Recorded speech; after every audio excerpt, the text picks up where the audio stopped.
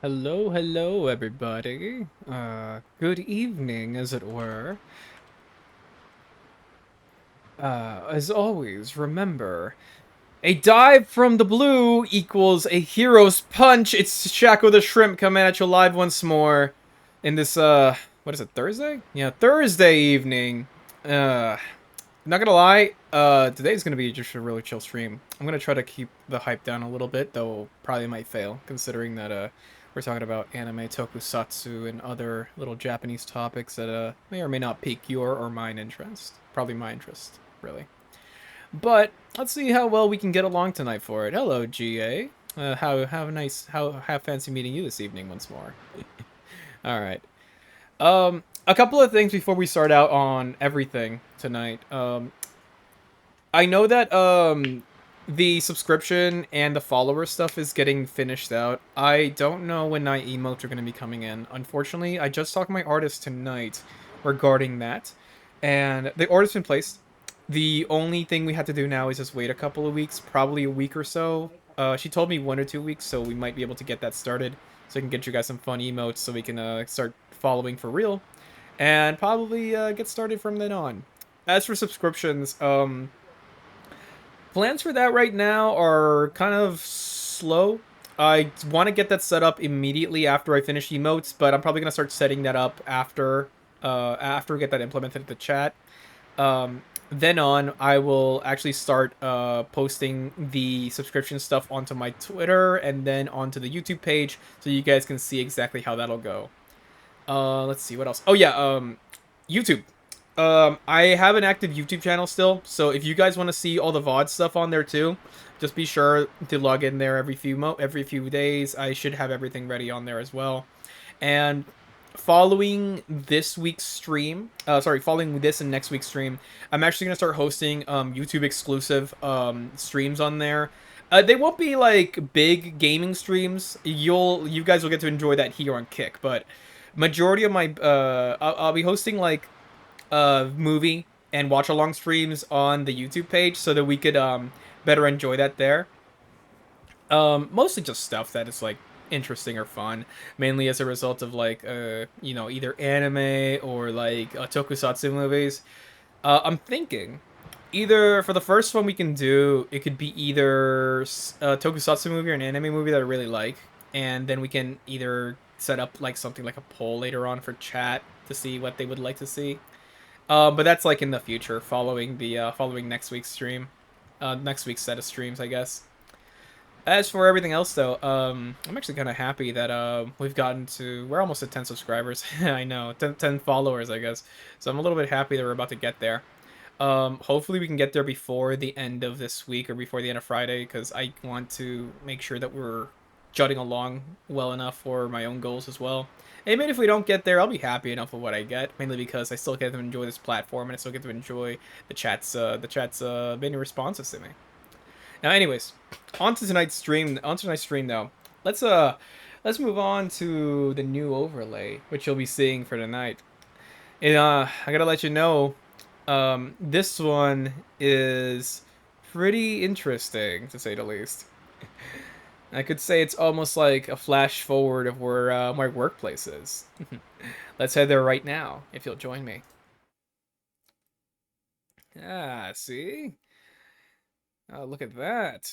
It's a nice kind of cramped room somewhere in a non-distinct part of the city, in a non-distinct location, clandestine to the rest of the world, probably as a result of evil corporate experiments, possibly as a result of an evil organization. As you can see the little drone in the background, we're hiding well enough from it. Don't worry, we're not in any danger right now. They're just looking around for any miscreants. But honestly, I am no miscreant. You know me, chat. I am somebody who is here on behalf of justice and on behalf of the viewers. But yeah, this is the new layout. I actually got this one off of I'm actually trying to remember the site. It was like a site for a lot of free assets for VTubers and PNG tubers on there. I found it off like I think like last weekend. And I've been trying to figure out a way to implement it, but I guess this is probably the best way to do it now, considering that we're gonna be chilling out a little bit for the stream on hand. I was thinking about putting on some music, but considering that we're like just gonna be chatting in for a little bit, I feel like we could use a bit more peace and directed quiet for what we're gonna be doing tonight. And just as always, like a confirmation for everybody else. Uh, if there is any like audio issues moving forward for the stream, just let me know because I'm trying to make sure that everything goes well for this one specifically. Because last time we had a bit of a problem with the beginning of the stream for audio, so that way we can just move along and not blow everybody's ears out like it happened last time. Anyways, on to tonight's topic. Um, Anime, Tokusatsu, and and some other fun cultural facts about Japanese pop culture, as it were. Me myself being a big otaku and a big fan of Japanese pop culture, being from anything from anime, Tokusatsu, Japanese cinema, J horror, like Japanese cultural heritages, anything that involves like designated areas of Japan, yeah, whatever it might be, if it's Japan, I'm kind of in love with it, as you can probably tell. Me being a mass hero on behalf of the Japanese market here, and that's what we're gonna be referring to tonight. First off, I want to quickly ask something though. If the chat would be so kind as to let me know, what is an anime that has inspired you, or at least has very much inspired your viewpoint for for your own like I would say like viewing for like the media as a whole. Like everybody always has one anime that they always get invested with, and everybody has like their their first anime. But what is an anime that has like captivated you to keep watching anime regardless of what the context might be? It can be something like really moving, it can be something really action heavy, it can be something that has just really increased your own knowledge about the topic of anime or about the idea of anime as a whole. I'll be here for it. I'll be here waiting for that while I also get the other part set up. Give me 1 second. I'll be hearing in chat. I'll let you guys judge among yourself for that one.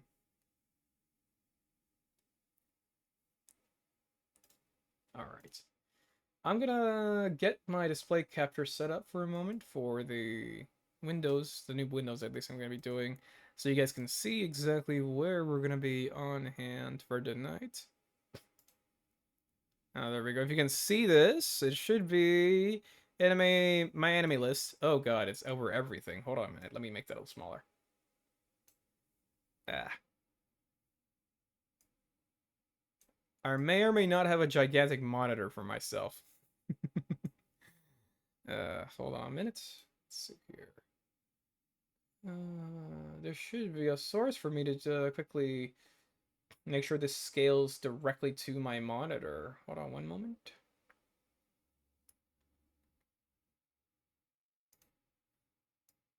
That might be too small. Let's slow a little bit higher. Hold on a second.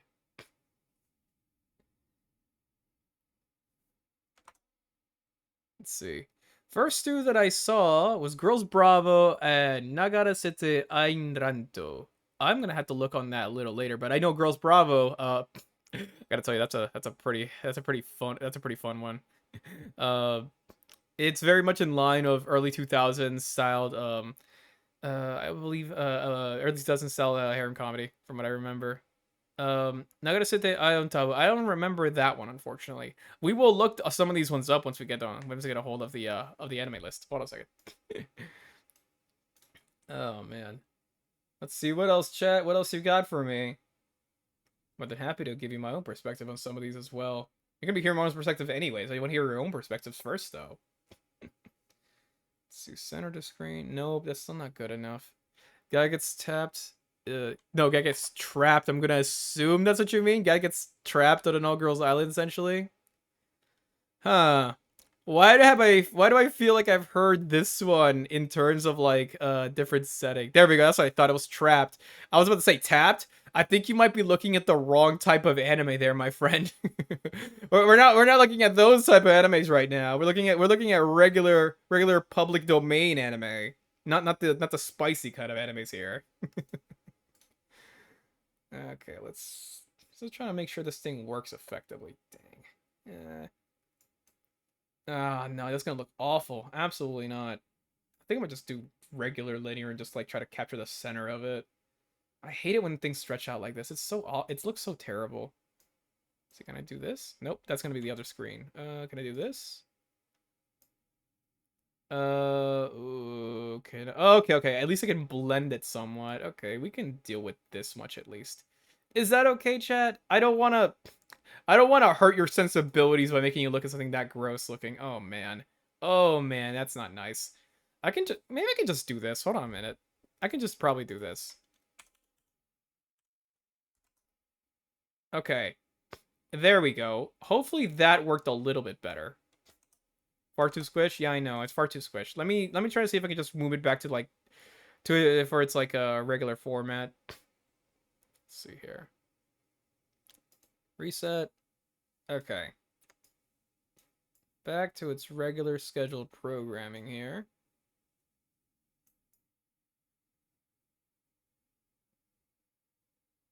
Okay, cool. Okay, that's a bit better. I'll take your word on it.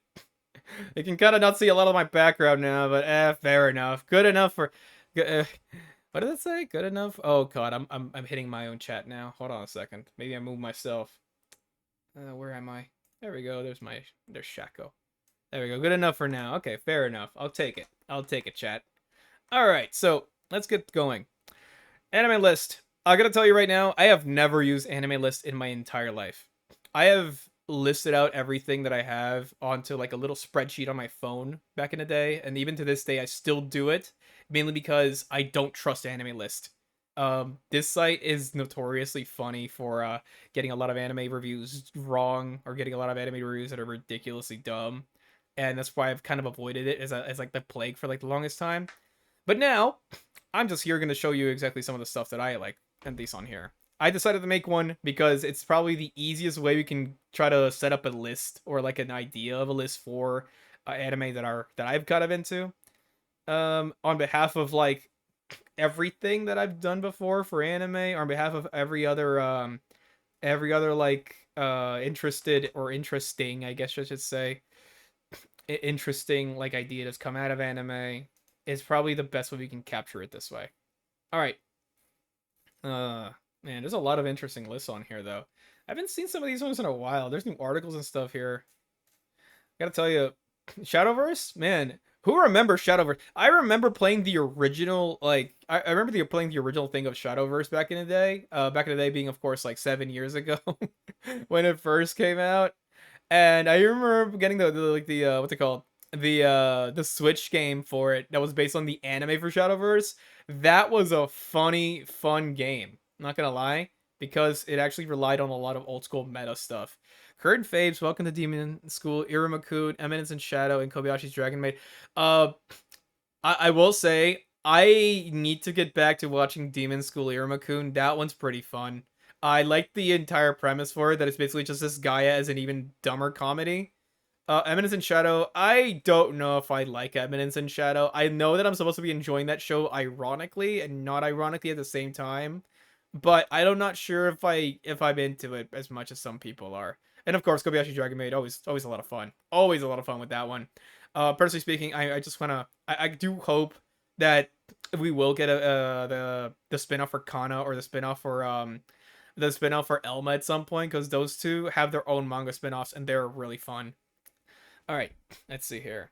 What are we in here for? Oh, right, we're here to make an anime list. Stuff that I like. If you can see this, tell me. There we go. Perfect. All right. So, oh no, I just realized my antenna are transparent. Hold on, let me fix that too. 1 second. Second Shaco. Here we go. 1 second. I don't know why the heck that's happening. That should not be happening. Uh-oh, chat, don't go move away like that. Let's see here.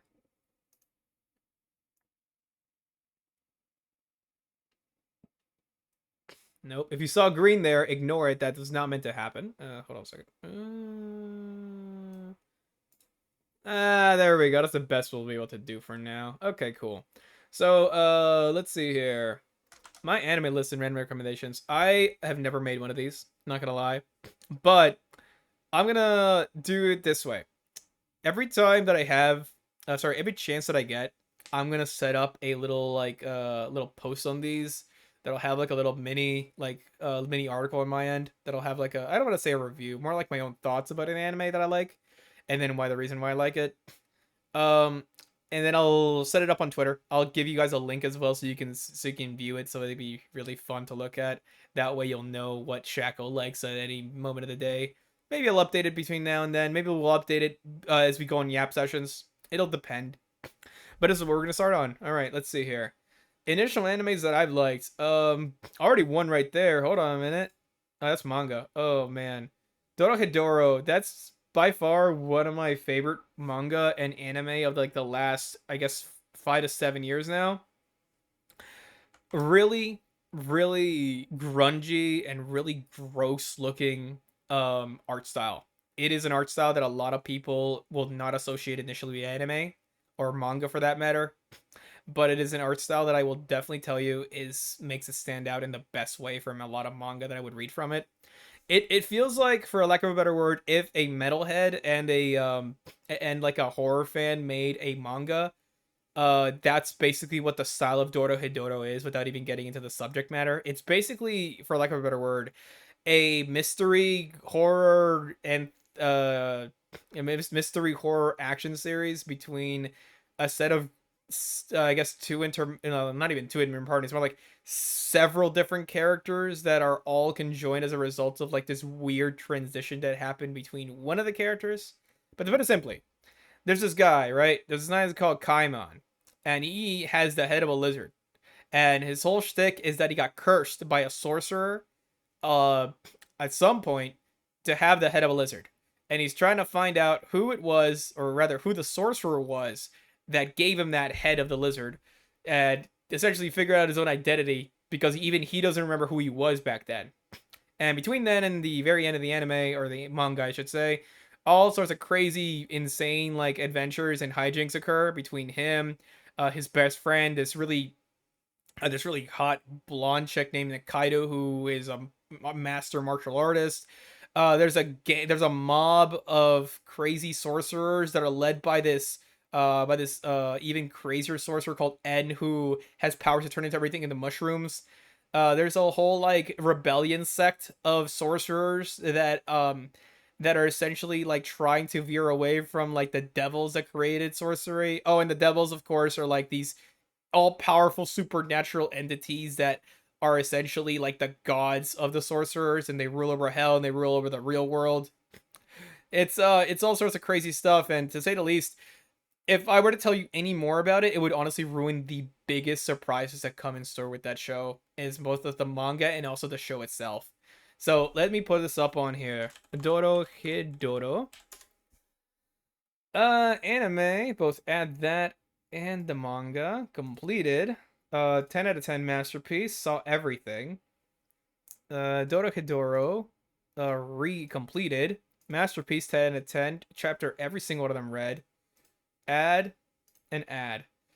Kind of sucks that I can't look at the. Oh wait, no, I can. Yeah, there it is. Oh, there we go. Dorohedoro. Oh man.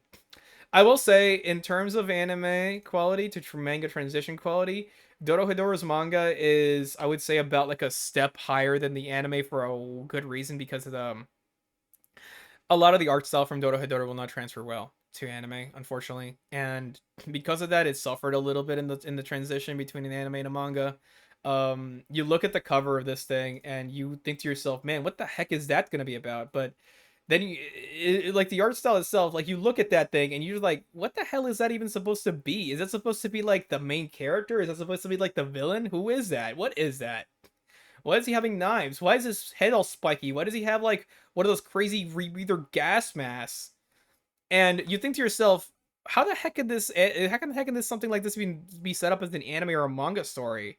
And then you start reading it and you think to yourself, man, this is something that's really unique, as in terms of like a world building, in terms of like character creation, in terms of like how the storyline and narrative are set. And even beyond just like visually comparing it to other animes or manga, you think to yourself that despite what you are reading, despite how gross or grungy it can look, like, cause look at some of this, man. Look at some of this art. It's really gross and grungy, but it looks amazing. Like, there's a lot of detail that goes into a lot of the works made by this author. The author, by the way, Q Hayashida, as I understand it, she has never made a public appearance in anything ever, except like I believe she's had like one public appearance where she came out on stage with like a rebreather gas mask and like a hazmat suit basically, and she may or may not be best friends with the author that made Beastars. Oh man, but yeah, you look at these covers and you think to yourself, man, this is supposed to be like a manga from Japan. This looks like something out of like Image Comics or something. Like for anybody who doesn't know Image Comics are the creators of Spawn, and Spawn are like one of the big progenitors for grungy or like really dark looking comics back in the West, or at least back in the 90s. And you look back to Yu Hayashida's work and you think to yourself, is this really something that is consumable by the average manga fan? Is this something that the average otaku will enjoy?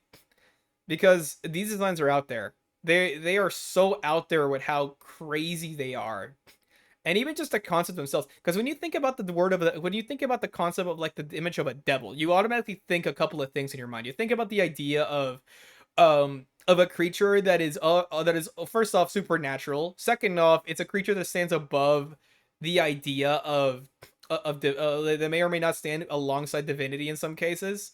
In terms of how Dorohedoro handles it, it's essentially how divinity is viewed as this otherworldly, improbable spectrum of creatures that may or may not have supreme command over everything you realize.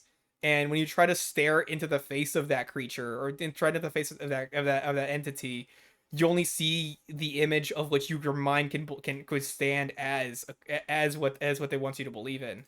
Okay, I accidentally clicked off. Whoops. I would say in terms of just like, even if you don't like the art style, I would say in terms of like design alone, this is a must read for anybody who likes like mystery stories, who likes um long-term narratives, anybody who likes really good characterization, because like even people who are like really bad guys in this is the main like villains, quote unquote, in this story. They are like the mob family. This is their leader N. um their enforcers, oh god, I'm trying to remember their names now. This man called Ebisu, he's like the biggest loser in the anime and the manga, and uh he is such a pathetic guy that at one point he actually buys a gun instead of using his own magic to hurt Kaimon, because he like has a grudge against Kaimon because he killed his partner, or rather his old partner. And he ends up buying a gun, and N finds out about this, and he tells him, if you ever use anything besides magic to kill somebody, I will personally turn you into a mushroom and eat you. It was kind of great. It's really funny, but it also shows like how twisted the whole I guess you could say morality of the world really are, between the characters and also between like the ideas of the narrative going through. And speaking of which, the narrative itself, it's a very long-winded story. And not because it's like convoluted, but because of how it shows its story. This is one of those manga you will read and you will either love because the pacing for it is really deliberately drip fed to you. The world building is instant in this thing, but you only get snippets of it in certain parts. And that's intentional because the author wants people to get invested in the world through small bits. Afterwards, she'll reveal the actual big like segments of the world of what she wants you to think of. Like there are plot twists in this series that are hinted at the very beginning of it and only have big payoff towards the middle and the end of the series. Uh, if I could just be coy and say, um, this is a show, or rather a narrative, a manga that the author had pre-planning for. She knew exactly what she was going to do from the beginning to the end, and she follows through on it to that very end. And I could not be any happier to see something like that. And that's why I love this one. This sits right above there, probably in my top 10 manga and anime of all time. Well, probably not the anime too much. I like the anime to a degree, but the manga itself way better by a lot, by a huge margin. And as a whole, I think it stands on its own as probably one of the greatest horror fantasy mystery mangas of all time. Yeah, that's Doro Hedoro, at least what I think of it. Yeah. By the way, if you're in chat right now, do give me a confirmation if you've ever seen or enjoy another horror history or mystery manga like this. Probably not like this because this one's pretty crazy. Because this one's pretty out there. But like of your own, if you've ever seen anybody, let me any of them, let me know. Let's see. The anime itself was pretty good. The one thing that I will say like juts it down a little bit for me is that the unfortunately, like I said, not the entire art style can really transfer to it because the art style is so damn detailed that it's near impossible to get through in a anime style because first the budget is not going to allow it. Second off, there are going to be a lot of cuts that happen to it, and unfortunately that does happen in the manga and in the anime, I guess. There are small segments of the manga that are omitted because of budget cuts. There are small issues that occur because of like CGI that they implement, and because of that, a bit of the animation does suffer as a result. But I would honestly still watch it because the anime as a whole is certainly a really interesting, or at least a really good take on the manga as a whole. Let's see what else we got. Pictures here. Okay, some promotional material for it, I guess. No, okay. Some of the big posters for these are pretty cool. I understand that Kayashida may have actually, the creator of the manga, actually did have a part into creating a lot of the art for the or the promotional art for the anime, which I think is really cool. I think that any mangaka who wants to get their word out definitely should do that from here on in, or at least I think they have been doing that. Looking at Shu One Piece live action, I know that Oda was heavily involved with that. But yeah, that's the first one down. Let's see, what other ones can I think of? What other really good ones can I think of? Oh, hold on. Who here remembers this one? Hybrid Renmei. If this is how you spell it. Yeah, there we go. Here we go. If I remember here. So, if anybody remembers early 2000s towards the middle of 2000s manga and anime, Hybrid and Renmei was one that I saw in an anime club when I first entered high school, and I saw this as like an introductory anime to the anime club, and I have to say, this is probably up there with one of my favorite like tragedy stories in terms of anime. Um, as a whole, it's a very simple premise. Basically, a girl, or rather, the world exists in two planes where the heaven, or rather, the plane of heaven, is designated to certain people, and there is the living world where there are other people that live there. And some of them are called Hibine, which are basically people who have been, for lack of a better word, touched by heaven and have the signature wings and halo to themselves, or at least come to the signature wings and halos. And it follows the ongoing issues of this one girl called Renmei, who is essentially born into the world as like the newest one of the as the newest one of the Hibine. Um, as far as I can tell, I don't think I've seen an anime that has tried to do slice of life with both mystery and like drama as well as this one, besides maybe Kino's Journey. That's another one we'll get to. Kino's Journey, man, that's another really good one. Um, this one as a whole is really pretty. Um, that is probably the best way I could describe this one by being simple. It's a really beautiful anime. As far as like animation quality, early 2000s, even for its time, was probably one of the most beautifully animated anime out there that I remember seeing. It's I don't think it's a one-to-one for the manga, because the manga of course has much more detail to it, of course. Like, look at some of these stills. These are segmented areas for it that you can see here that essentially almost look like charcoal painting. Some of these, like, look at this. It's beautifully drawn, and um while they are able to conduct this in the anime properly, I wish I had more stills of it to show you, because the anime itself does have a way of like showing it as well. Let's see videos. Can I show a video here? Oh, only the actual things. Let me see. Trailer English stuff. Let's see. Can I show a GIF of it? I wonder. Can I get away with that? Can I get away with that kick? Let's see. Let's see. Let's see. Hold on a minute. Gonna load up that as well. Hibane Renmei. Hibane Renmei. Hibane Renmei. Oh, anime GIF. Let's see here. Okay. Some of these ones are. Oh, here we go. Here we go. Here we go. Here we go. Uh, any scene that involves like After Effects, like colors with like oh, can you guys even see this, or is it like too jutted out in the chat? Oh, I wish I could full screen for this. One moment. Let's see. Can I do that? Oh, there we go. I'm gonna post some here so you can see some of the anime stills because they are really good. The people who made this, some of these are really scuffed though, man. Can I just load up on YouTube and show you some clips? Will Kick allow that? Will Kick allow me to show you clips on YouTube? Somebody let me know if that's allowed, because I will gladly do that for this series. It's really good. Bad with horror, so no. Oh, it's okay, GA. We don't have to like the same things. I was just asking if everybody's into it. Let's see here. Let's see here. Oh man. Let's see here.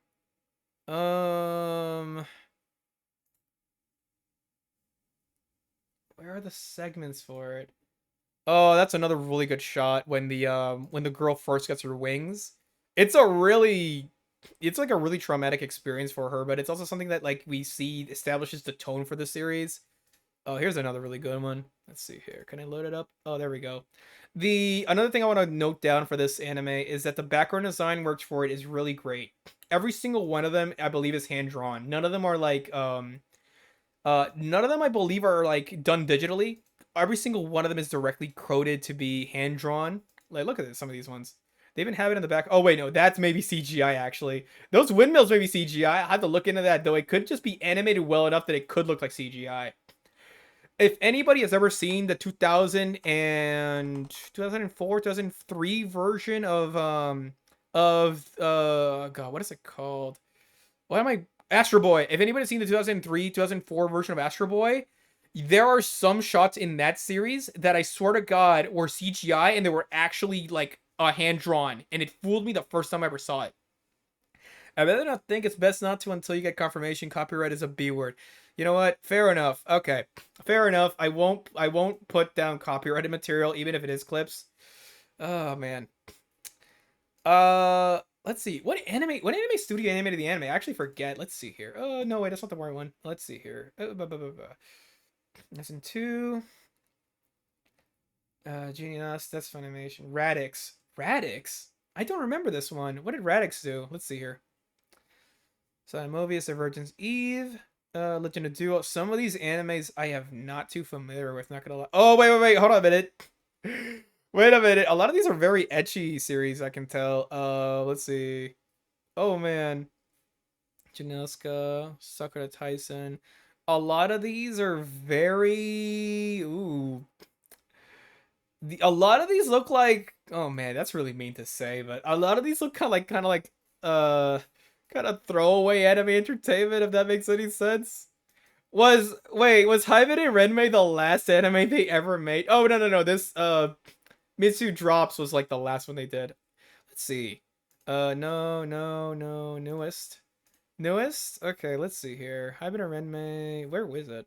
Okay, so Hyben and Renmei 2002, Sakura Tyson, what is this one?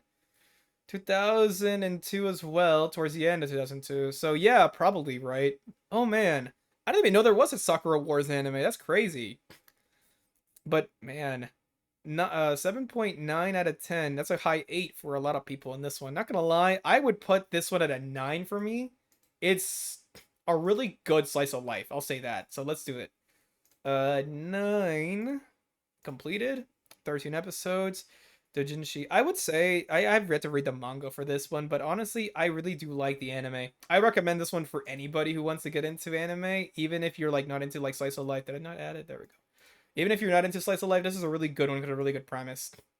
And it may make you cry. It didn't make me cry, but it made a lot of girls I know cry. All right, let's see here. What else?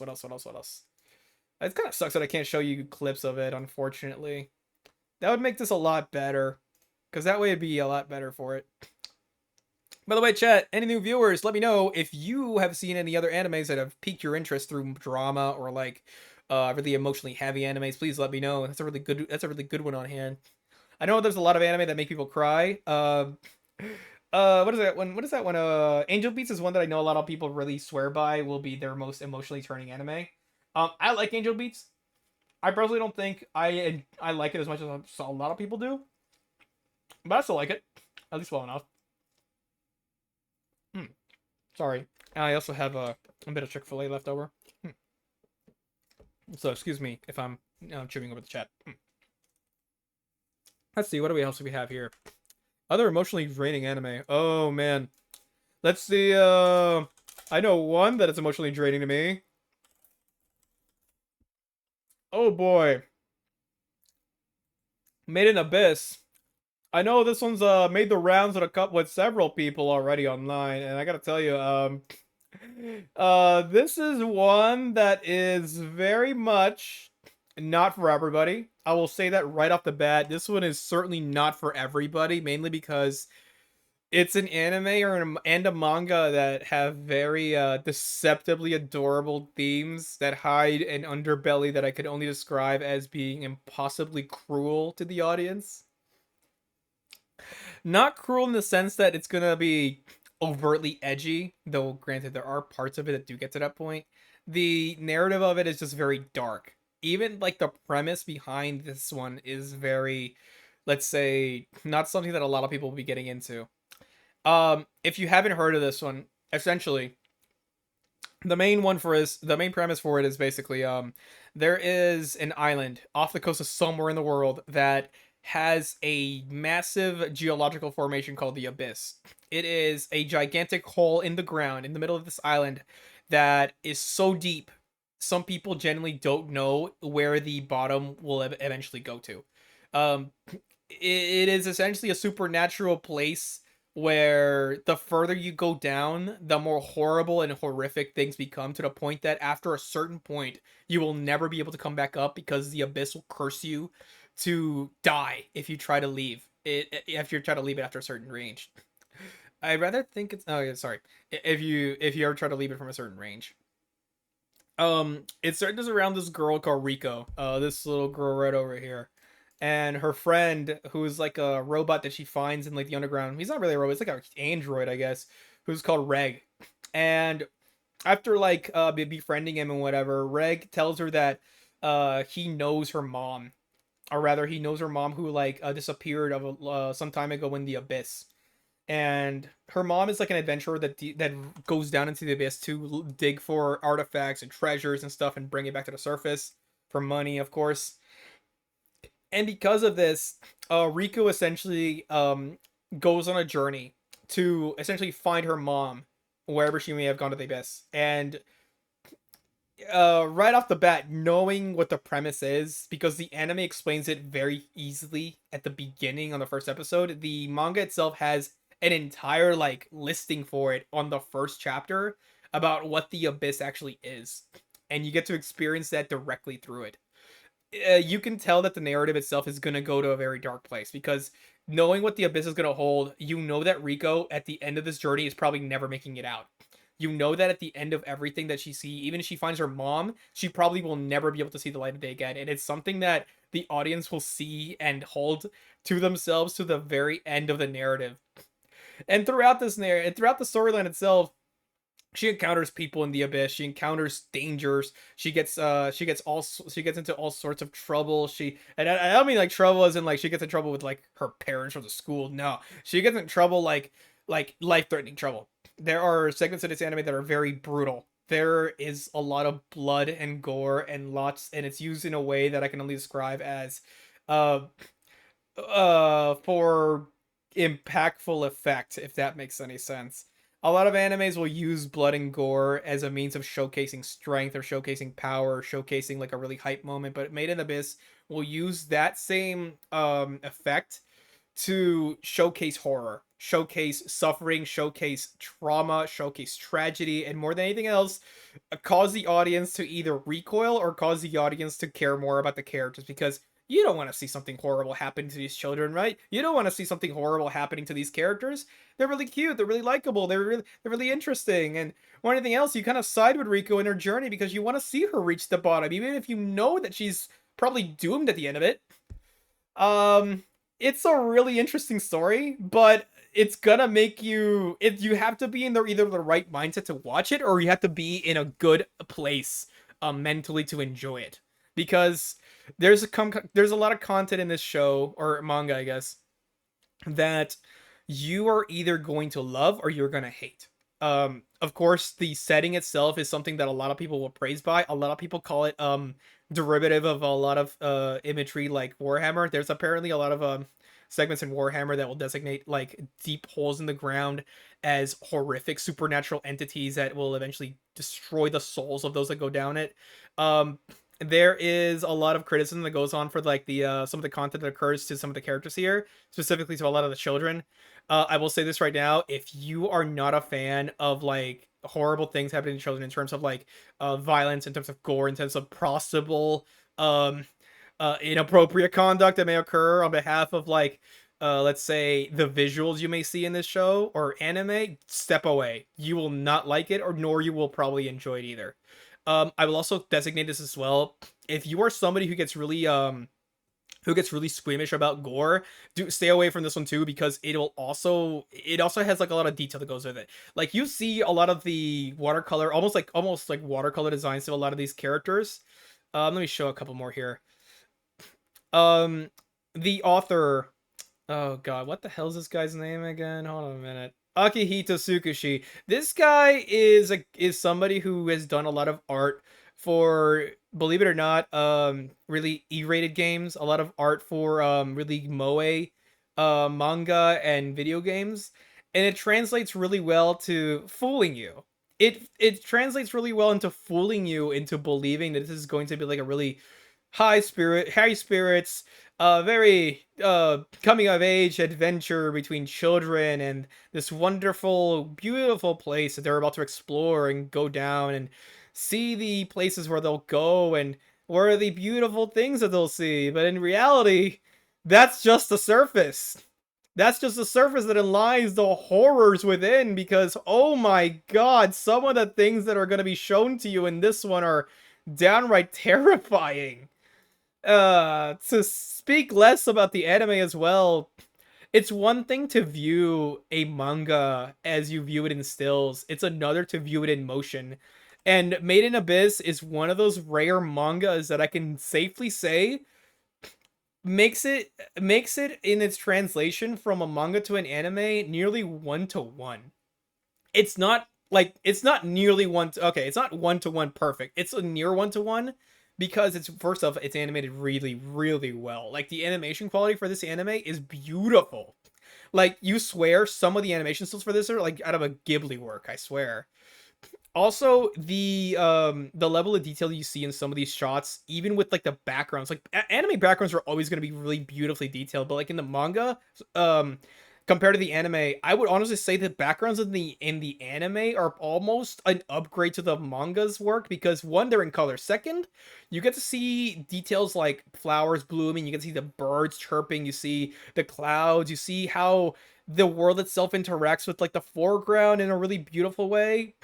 And again, this goes back to the idea of fooling you into the false sense of security of how the gritty visuals and lie a horrifying tale about survival, about how the world, despite you being a child, will not give you any remorse. How despite how much your dreams you hope to aspire, you may not actually get to achieve those dreams, or you may actually achieve those dreams, but you may achieve them in a way that may doom you. And I will say this right now, as far as narratives in an anime have gone compared to what their style or art style has been, this one is something that I will definitely describe as like a Venus flytrap. Really pretty, kind of alluring with like how the visuals are, but you're gonna you're gonna suffer towards the end. Oh man. But I still recommend it to anybody who wants to take the dive. Get it? Anyways, to anybody who wants to take the dive to the actual abyss. It's certainly one of those that is not for the faint of heart, but once you if you can get past that, it is a narrative that is very engaging, very interesting, and characters are really likable, and the art style is beautiful. So, to that end, I'll give this one. I wish there was a between like a 9 and 8, but I'll give it a 9. I'll be generous. It'll be 13, 13. Well, not 122. Status completed, at least for this one, until the new season comes out. And the other season. City of the Scorching Sun, which I will say right now, that one also ramps up a lot of the visual elements for it. Though may add a couple of CGI if you're scared of that. Made in the Abyss. Reading, because the ongoing thing for it is not completed yet. I'll just leave it as this. Alright. That's another one done. Let's see. What another, a couple other animes that I've seen here. Oh my god, what the heck? That's my old display. Hold on a minute, guys. That should not be happening.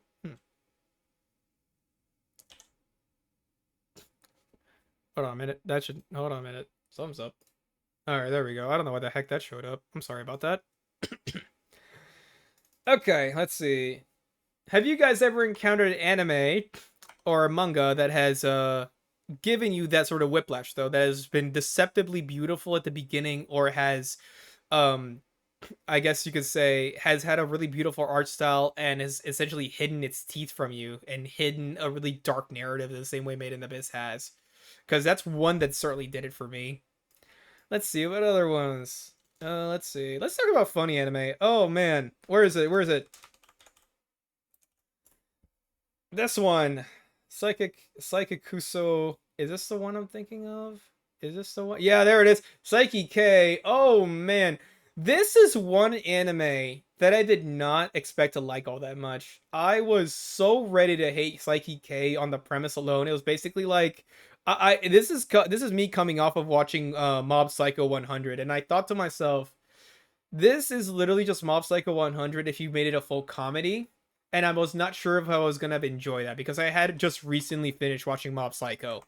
And I gotta tell you, uh, yeah, it's Mob Psycho 100 as a comedy, and 100 times more like that. If you've ever seen something like Gintama, if you've ever seen like parody comedy animes, this is something similar to that, where it's like you know what it's spoofing, you know what it's going for, and it is not. Of course, it's not spoofing Mob Psycho, but it's spoofing like anime tropes, it's spoofing shonen tropes, it's spoofing the idea of overpowered protagonists, and the idea behind it is that this kid, his name is Psyche K, and his whole shtick is that he's an impossibly powerful psychic. And I don't mean like impossibly powerful in the same way of like he's overpowered in this universe. No, I mean like impossibly powerful in the sense of his abilities as a psychic are non-quantifiable.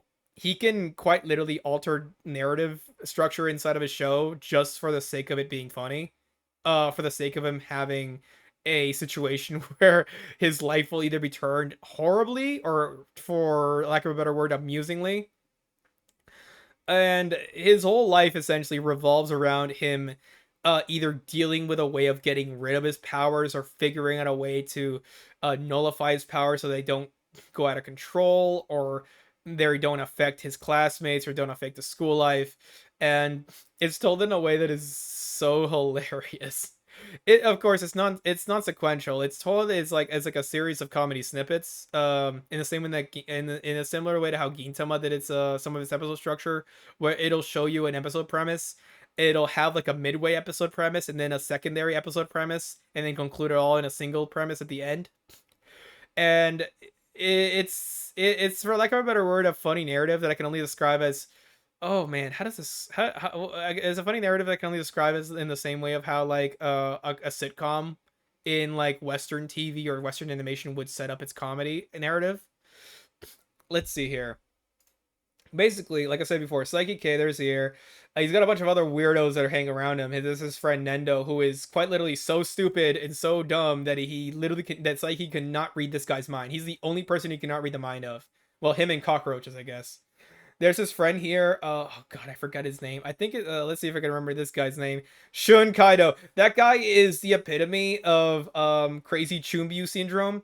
If nobody knows what Chumbu syndrome is, it's basically like a delusional syndrome that happens, quote unquote happens to like eighth graders in Japan or Japanese anime, that they will think that they have magical or supernatural abilities, and he is essentially arguably the most pathetic character in the show, like physically and to a degree mentally because of it. And he's often like the butt of a lot of jokes in the show. Let's see who else is there. Ricky Nendo, of course, that guy. Oh, Kokomi Teruhashi, the chick with the blue hair. If you've ever encountered the word narcissist, that girl is the epitome of it. She's basically a girl that acts really sweet on the outside and will quite literally will quite literally chew you out inside of her head for not noticing her. It is a lot of the comedy that occurs as a result of her is very visual, very situational comedy, and because of it, it turns into a situation where like you don't really you want to expect you expect her to like start lashing out for real against people in the show as a result of her narcissism. it's so it's so dumb. And of course his parents are kind of like on and off characters, I would say. A lot of times in anime, especially in comedy anime, you rarely see parents, but Psyche's parents are two, I would say, two of the funniest characters in the show for the sheer reason that the situations they get in because of their son is are ridiculous. His mom is like a really I wouldn't say attention whore, more like somebody who's very much wants to be involved in her son's life but doesn't know how to handle it. His dad is like an overworked manga editor who works for a company named Shueisha that may or may not be a parody of Shueisha. This other girl over here. Oh, screw you, save icon. This girl over here with the apron. She's basically like a character, like a high schooler in his class that is uh basically destitute. Like she lives with like eight other siblings. She has like five jobs after school, and the entire premise around her jokes is that she's either so poor that she has to literally steal scraps from the garbage around her school to like to survive. But it's done in such a hilariously over the top way that it kind of bounces back to being funny instead of like being sad. Oh, and this other girl, what the heck was her name? Oh God, what is this chick's name? Let's see, more characters, more characters. Cause she's really funny. She's the like quote unquote his main love interest. She essentially falls in love with Psyche at the first time they meet, and as a result, she essentially develops a big infatuation crush with him. Where is she? Oh man, I actually don't remember this one. Oh, she's so funny though. She like her jokes are all centered around like how she's either doting too much on him or like acts in a way that is so over the top. Chiyo, that's her name, Chiyo Yumehara. Uh, that essentially comes back to being near yandere behavior. Of course, I would say I'm not doing the show any justice by explaining it to you. This is one of those shows that you have to watch on your own for you to really like. Uh, I certainly didn't think I was gonna like it the first time I saw it because I thought it was gonna suck, but turns out it's up there with one of my absolute favorite comedy animes now. So this one, let's see here. Psychikuso. This one gets a 9. This one gets an 8 for me. It's really good, but it's not the best. But it's certainly up there for me. Oh, status. Oh, right, of course, completed. There we go. Yay. And of course, there's a continuation season on Netflix if you guys ever want to watch that. I would suggest watching this one in subs because I've seen the dub for it. It's not very good, at least for the secondary season. First season's dub is kind of hit or miss too, but I don't know. If anybody wants to know, by the way, about my opinion regarding subs and dubs, by the way, I know everybody wants to have an opinion about this, but personally speaking, oh, again, oh my god, I'm getting sick of this. Hold on a minute. I'm gonna permanently lock this channel so that it only stays on here when I'm doing this. This way, it won't bother me anymore. There we go. I'm just gonna make sure this stays on here from now on. All right, cool. Uh, if anybody wants to know my opinion regarding subs and dubs, by the way, because everybody always has an opinion about this. Personally speaking, as somebody who grew up on subs, but not English subs, hilarious enough, I grew up on Spanish subs. So here's a lesser known fact about Shaco. Shaco did not grow up in an English speaking country. Shaco grew up in a Spanish speaking country, actually. And he grew up there watching a lot of Spanish dubs, more rather Latino dubs of anime and other Japanese products. I grew up watching the dub of the original Ultraman. I grew up watching the original dubs of Saint Seiya, Dragon Ball Z, the original Dragon Ball, all that stuff. And as somebody who comes from a culture where dubs are widely a bit more accepted, I would say, than the culture or in some of the other wider anime sphere for either the United States, Western culture, or even like Japanese culture, I would say. Um, it's a matter of how well you implement the dub. I've seen really good English dubs that have faltered because either the actors were not implemented well into the series or the direction was really bad. or I have seen English dubs that have had awful acting that were not hampered by direction because the director obviously had a good idea for setting forth from their own how they were going to do translations for the original anime compared to at least the compared to at least the dub that we saw. That's my viewpoints on it. I will watch a dub if it's good enough. I don't mind it at all, but I will more than gladly watch a sub over the dub if it exists. At least today nowadays. Then again, Latino subs they still come out, and I'm not gonna lie, I do prefer watching those at least for a degree. That being said, though, always watch things in their native language. That's always a good way to respect the media you always enjoy, at least from my perspective. Oh, another thing I will say as well. I will never watch a show in a dub if it's a samurai show or something that is heavily involved in Japanese culture. That is a big thing for me. If there is a show that involves samurai or anything that involves really high Japanese cultural value to it, I will instantly watch it in a sub in like the original Japanese language because I think at least in my perspective it's a little disrespectful to watch those kinds of specific shows in a dub compared to the original track. Anyways, to get away from that angle at least, other animes that you guys have seen, comedy animes that have made you laugh your ass off, at least from your own perspective. What are some of the ones you enjoy on that end? Please post them in the chat. I'm more than happy to get it. Meanwhile, I'm gonna take a few more bites out of this. Oh, I'm hungry. Hold on a minute.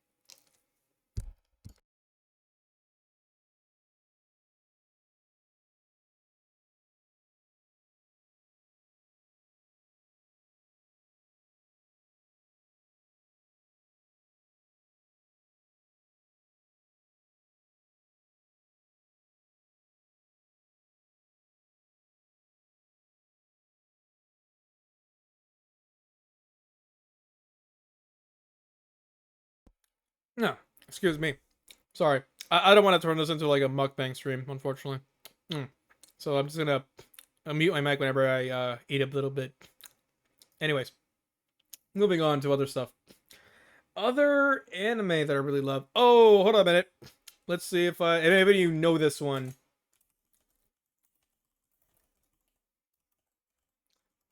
If that's how I remember how to spell it. Yep, that's exactly how it goes. Anime original. No manga. But honestly, one of my all-time favorite thriller animes for all time. This one is up there for me. Up there in my top 10 to this day. Rin, Daughters of Nemosine is without a doubt one of the most gruesome yet captivating stories I have ever seen for an anime since Marduk Scramble. That's another one that I'll include on here at some point. But Nemosine is a really compelling story about an immortal woman who is a private eye. Her name's Rin, later in the middle.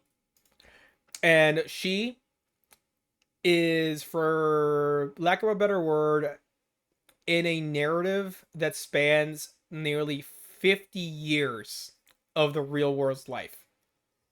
It begins in 1990 and it ends in 2052, involving Rin, her assistant, who is this girl called Mimi, and who is also an immortal, and the family of this guy named Koiki Maino, who whose descendants eventually become Rin's associates later on in the anime. And throughout its 6 episode run, each episode, by the way, is 45 minutes, not 30 minute, not 20 minute, 45 minutes, like near cinematic quality on it too.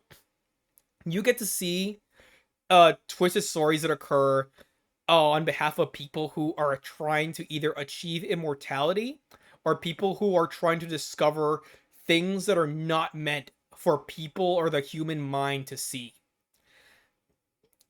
And it's also part of a larger narrative made by this guy called Apos, which is the main villain of the story. He is like an omnipresent force throughout the narrative where you can see the machinations of his schemes throughout all of Rin's life, where you see the people that he manipulates to both screw with her mentally as well as screw with the people that are closest to her. both the people that are associated with her that are just mortals, like Koiki and his family, as well as Mimi, some of the other people that support Rin, and a lot of the other people that get caught in the middle, which are usually bystanders. I will warn everybody ahead of time, like I did for Made in Abyss. This is not an anime for everybody. This is an anime that you watch because you either have a strong stomach or you want to watch a really good thriller. As a whole, Rin Daughters of Nemosine is without a doubt one of the most gruesome animes I've ever seen. You will see blood and gore to no end on this one, but it's not in this, and it's not gratuitous. It's used for a point. It's used to show how people are put into situations that are both macabre and also to show the tone of it. You get to experience both Rin in situations where she has ultimate power on her side, and you get to see her in situations where she is powerless, literally at the behest of monsters and people who are so morally destructive that you will either side with her as a response to what you're seeing or side against the people who are committing the acts against her. And this stretches to both the villains and also people that she encounters as a whole, because the premise behind this show is that in this world there are those that those that are gifted with immortality as a result of the tree of life. The tree of life in this show is an entity called Yggdrasil that bestows immortality onto women and men via these things called Yggdrasil seeds or eggs, and so they are called sometimes in the anime. When you are blessed with a seed, if you're a woman, you become immortal and you essentially get to retain your normal standing in life. If you're a man, you become immortal and you become an unholy monster called an angel. And I don't mean as in like Evangelion type angel. No, I mean as in like an actual honest to god angel. Like bloody wings pop out of your back. You begin to develop a taste for the flesh of people, and more specifically immortals. See, the thing about this premise is that the tree of life bestows the fruits onto the seeds onto both men and women as a means of both culling human population and also as a means of essentially figuring out who is ultimately worthy to reign in the eternal world that the tree of Yggdrasil will embody. There is a lot of crazy things that occur in this narrative, and one of them involves some of the people that are closest to Rin. One of her friends, spoiler alert for further ahead, something happens to this friend, and Rin is forced to make a choice about both his life and her own life that ultimately determines a big jumping off point in the narrative that causes a ripple effect several years, several generations down the line for them. And it is to such a degree that I would honestly consider that to be like a really unique point of a narrative for an anime to take. Very few animes I have seen take the idea of a long-standing timeline as their narrative point. The only ones that I have seen done it effectively are Baccano and JoJo's Bizarre Adventure. Though JoJo's Bizarre Adventure to a lesser degree, because JoJo's Bizarre Adventure does it over the course of several series, or rather, several seasons of the series, I guess. Rin Daughters of Nemosine does it in 6 episodes, each one of which is 45 episodes. Again, not for everybody. Oh, by the way, this is what the angels look like. Yeah, not pretty at all. Your bloody wings. You become an animalistic monster that seeks to eat the flesh of women, specifically the immortals, and they are also the only ones that can actually kill the immortals too. And if you're a man, by the way, and if you become an angel, you also have a ticking time bomb inside of you that will eventually burn out the remains of your soul until you either find and eat the seed of the of an immortal woman, or you just phase out into like dust, basically. Very gruesome, very dark for that end. Even some of the promotional look at this. That is absolutely disturbing, man. The art style for it is also really pretty. This is another one of those shows that was made at the middle 2000s, or rather the end of the late 2000s era before we hit 2010s. When we were starting to hit the very end of Zebek. If anybody remembers Zebek, this is a company that used to be on its own before it merged with IG. back in 2013, I want to say. They used to make a lot of really high class anime before I think the end of 2009, in which case they started making a lot more throwaway products, which fair enough, you got to keep your studio alive somehow, but man, some of these were not very great. Okay, Black Cobra and Keijo, those are kind of funny to be fair though. Starbeat, yeah, you can see some of these other ones. Oh yeah, they were also like the studio that headed up the majority of To Love Ru's series, which if you have ever seen To Love Ru, let me just tell you right now, that series, despite the insane amount of ecchi content, I would not consider it a very good ecchi series as far as it goes for me at least. Oh man. Anyways, Zebek, rip and rip. Sorry, rip and pepperoni, I guess. I'm so sad that we came to this, but you know, it is what it is. At least you gave a couple of really badass series before you hit 2010, and then everything kind of went down the toilet after that. Oh boy, did it ever. Anyways, back to this one. Again, highly recommend this if you can stomach the content. Very much a show that is not made for everybody. If you want to watch a really good thriller, watch this one. Really good for its content, for the narrative. Also the animation quality for it is really great. This is one of the last big animation studio quality things that I saw that did not have CGI in it. At least for the most part. I think there's one segment that needs CGI, and it's for the Tree of Life, and it's only because it makes it look more otherworldly. That is like the one excuse I'll give that show. Besides that, though, fully recommend it if you can stomach the content in it. Also, there are a lot of high sexual content in this show too. Be careful of that because this is one of those shows that is very much not shy about showing you that specific content either.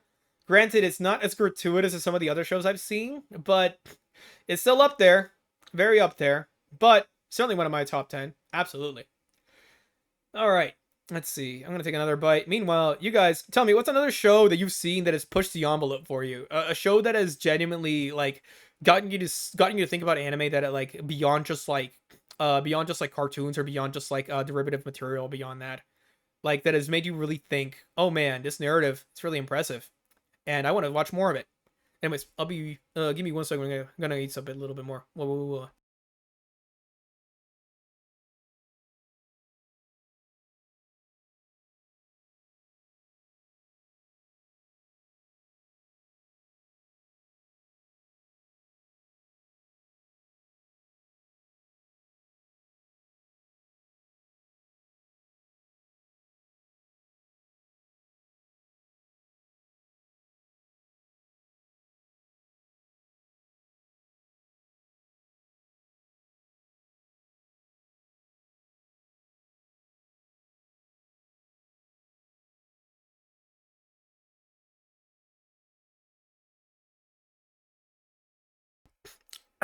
Excuse me.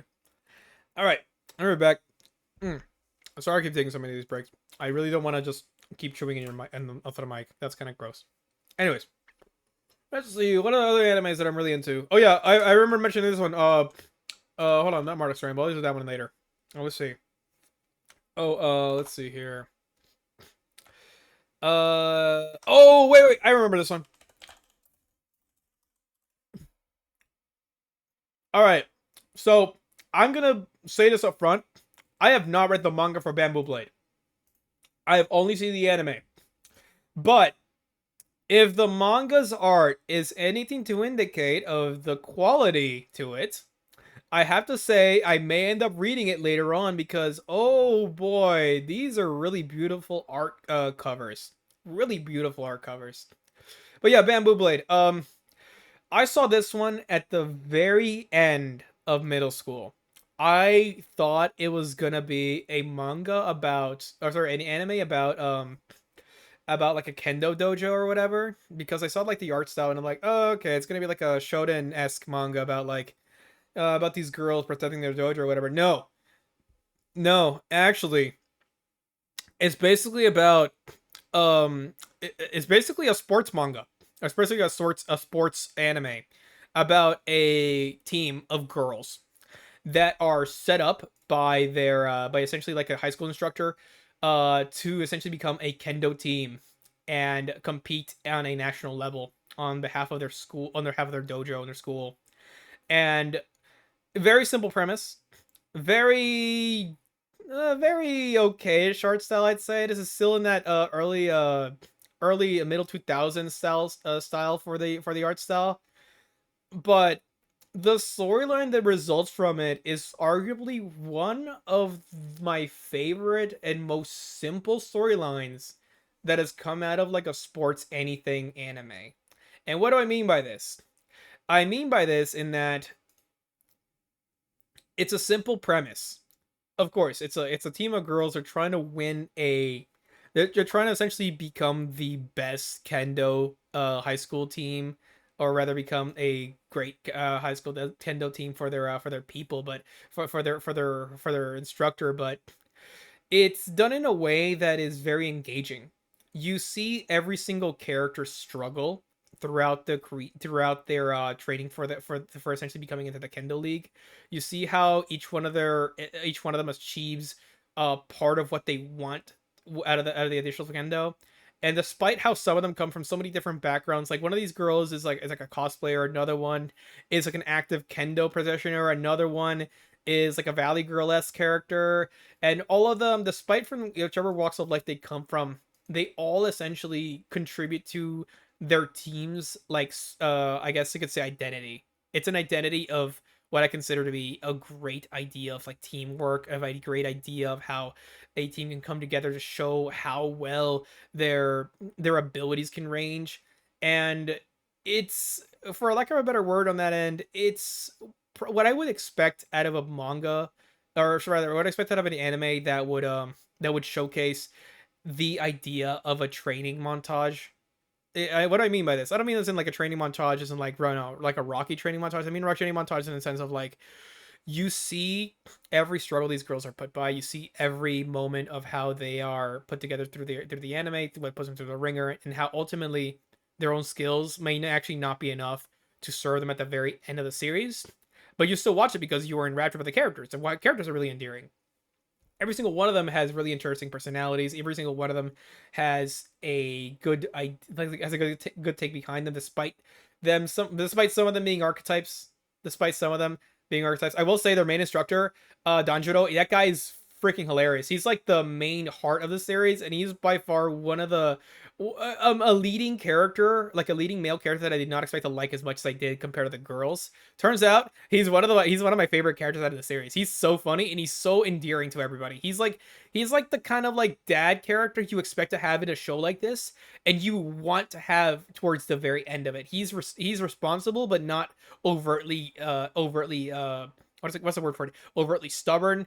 He's somebody who takes up the girls on all their struggles, despite being kind of in over his head, and despite his own shortcomings, because he's only ever really doing this as a result of like essentially winning as on a gamble for his school. But he is somebody who's doing it out of both passion and somebody who wants to see his girls succeed ultimately. And as far as sports manga, I genuinely don't have any other reason to recommend it any less. It's a really great sports manga. I did not expect to like it as much as I did, because I thought it was just going to be generic high school comedy, whatever the heck it's called. But no, it's actually a really endearing sports manga. And as far as sports manga involving kendo, I've only really seen one other one. God, it's another one involving kendo that I would consider this, but this is the only one I've seen that involves girls, and it's a really good one in that fact. I would highly recommend this one, even if you don't like sports mangas, because if you like good character narrative, and good character progression and good character development, watch it on its own. It's great, and I would certainly be looking out for the manga if I can ever get a hold of it in paper. So, Bamboo Blade.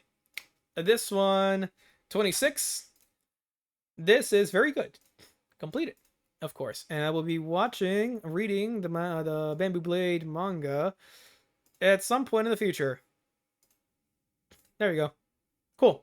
It's another one. Did I not add it again? Oh, stupid me. Hold on a minute. There we go. There we go. Added. Sweet. All right.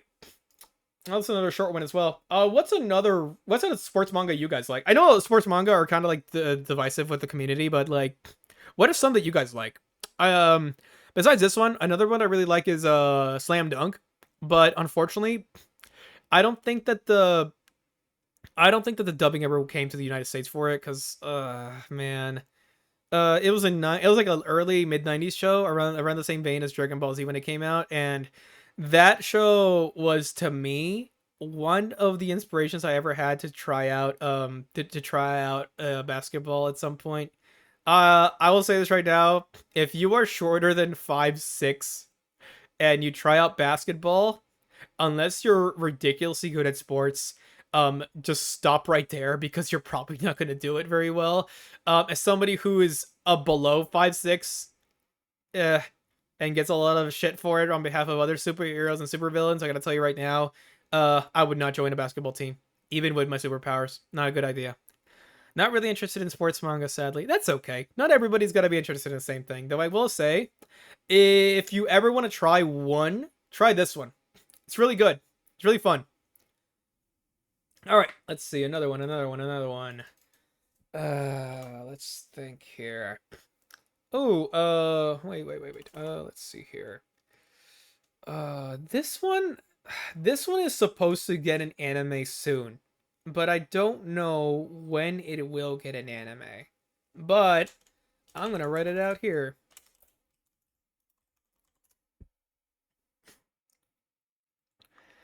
So, Witch at Atelier. This is one that I've been following since the original manga came to came to my side of the pond. Um, I'm not gonna lie, this is one of the most beautiful manga I have read in a very long time. The art direction for this is something that I would only describe as uh I could only really describe this as kind of inspiring. This is the kind of like manga you look at and you think to yourself, "Oh my god, I want to learn how to draw something this beautiful. I want to learn how to make something look this pretty with colors. I want to learn how to have line work this amazing." And yeah, these are covers. Yeah, you have to put your best foot forward and everything, but if I can show you some stills from the manga so you can better see what I mean here. Oh man, it's not gonna show it. It's not gonna show it. Hold on a minute. Do I have any stills from the manga here? Here we go. That's a pretty good still. Promotional art, of course, but this is essentially what the manga will look like majority of the time. You know, black and white colors, faded, muted colors, or whatever. But you look at something like this, and you think to yourself, I want to see more of this in manga. I want to have more of this. I want to have more beautiful, detailed artwork. I want to have expressive layering with colors. I want to have expressive characters that have features that will not only designate their personalities to me, but will also tell me how not only the character is thinking, but what they're going to do in the future. You look at characters like this and a manga still, and you can already gauge what exactly what exactly their storyline could even be. And I don't mean that in like a bad derivative, oh, I can predict this character because their design automatically tells me what they are. No. No, that's not what I mean. I mean in terms of like how character facial expressions and character silhouetting and character design can lead your mind into experiencing what that character is by not just visually. You look at characters like this. Look at this artwork. Look at this artwork. This is a knight. This is a essentially a magical knight in the series. And you look at him. He's got a very strong, imposing stance, jumping in the air, a big spear staff in his hand, giving you a look of either reserved anger or like standing or standing standing terseness. It conveys that very well in this, and every single one of these conveys that very well. Possibly aloofness, a curiosity, the idea of like looking like a good teacher, being somebody who's just very like very above you, joyfulness, possibly remorse, the idea of like already again something more mysterious. And each one of them, you automatically take a look and you can tell how each characters is going to play out. And this is beyond just going to this narrative, because I can tell you what the narrative is for this one. Really simply. Basically, this girl, right? Her name is Coco, and basically her whole shtick is that her family, or rather her mom, is turned to stone as a result of a magical incident that she causes. And because of that, she goes to train with this ancient mage called Keyfree in his little cottage where he's training three other girls into becoming witches. And throughout that initial premise, you can tell that it sets up both the end goal, it sets up both the initial character line, it sets up a narrative structure, and it sets up the development of what one of the characters is going to undergo from the very beginning. And this is without even going into the other characters' personalities. We haven't even gone to the other girls. We haven't gone to people like Age. We haven't gone to people like Tetia or Ricky or the other students that are training under the other mages. There's a whole like world that is introduced to us in the first chapter, and it does this so expertly by doing it visually. You see the first chapter, no, the first page of this manga is literally just the introduction of the world through a child's eyes, and that being a world where uh it's Coco. She goes out to wash clothes out by a stream, and she sees a deer. And with that deer, she sees like something otherworldly about it. She sees the emblem of magic around it already. And there's something unnatural about it. There's something unnatural about the stream. And despite what you see, you can already tell this is going to be a story about magic without any words being said. And this is another show, another manga that will tell you everything visually. It's one of those. It's one of the best representations that I can tell from manga recently that I've seen, done very very well. And supposedly we're supposed to get an anime from it, at least in the future. We're supposed to have gotten it by now, from what I understand, but I have yet to see any additional promotional stills from it yet. Besides, of course, the older ones. When it does come out, though, I will 100% add it to the recommendations because I fully perceive this to be one of the greats that we will see in anime. The trailer itself, I can't show it because I'm afraid that Kick's gonna kick my nuts in if I do that. But if you ever get the chance to watch it, by all means, take a look at it. It's beautiful. It is one of those anime or one of those anime trailers that will say is near 1 to 1, again, similar to how Made in Abyss does its transition from manga to anime, nearly 1 to 1 with its structure of both visuals, of animation, and of both expression. And when it does finally come out, I will see will it eventually will give I will give it a score, and I will see the entire thing, and you will also see on there because I'll put its link up on the Twitter so everybody can see. But I would say, even if you're not into stories about fantasy, even if you're not into like coming of age stories, because this is a coming of age story at the end of the day, give it a look. Give it a look. Without a shadow of a doubt, give it a look. It's 100% recommended, accessible to anybody. I gave this to a younger sibling of mine, and they love it. I gave this to my mom as a gift, and she loves it. She can barely read English, but she loves it all the same. And it's one of those few anime, or sorry, it's one of the few manga that I will say, if you want to get somebody into it, if you want to get them into the medium of manga or anime, give them this one, and they will be enraptured. So, which atelier? That is a, well, still reading because it's still going, but so far, 10 out of freaking 10.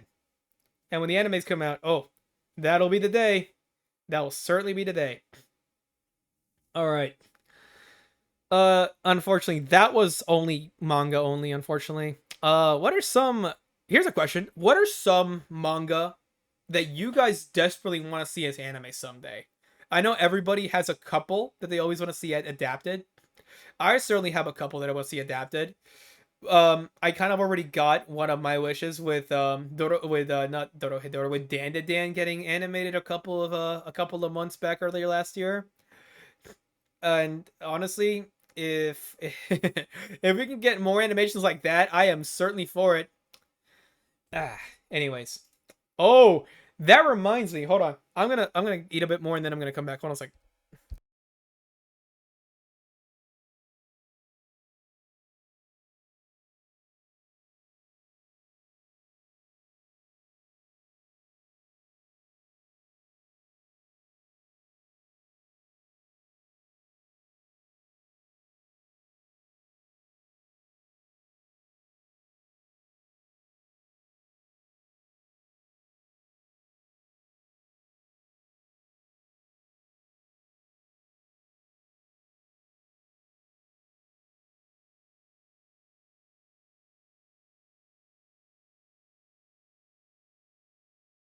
Excuse me.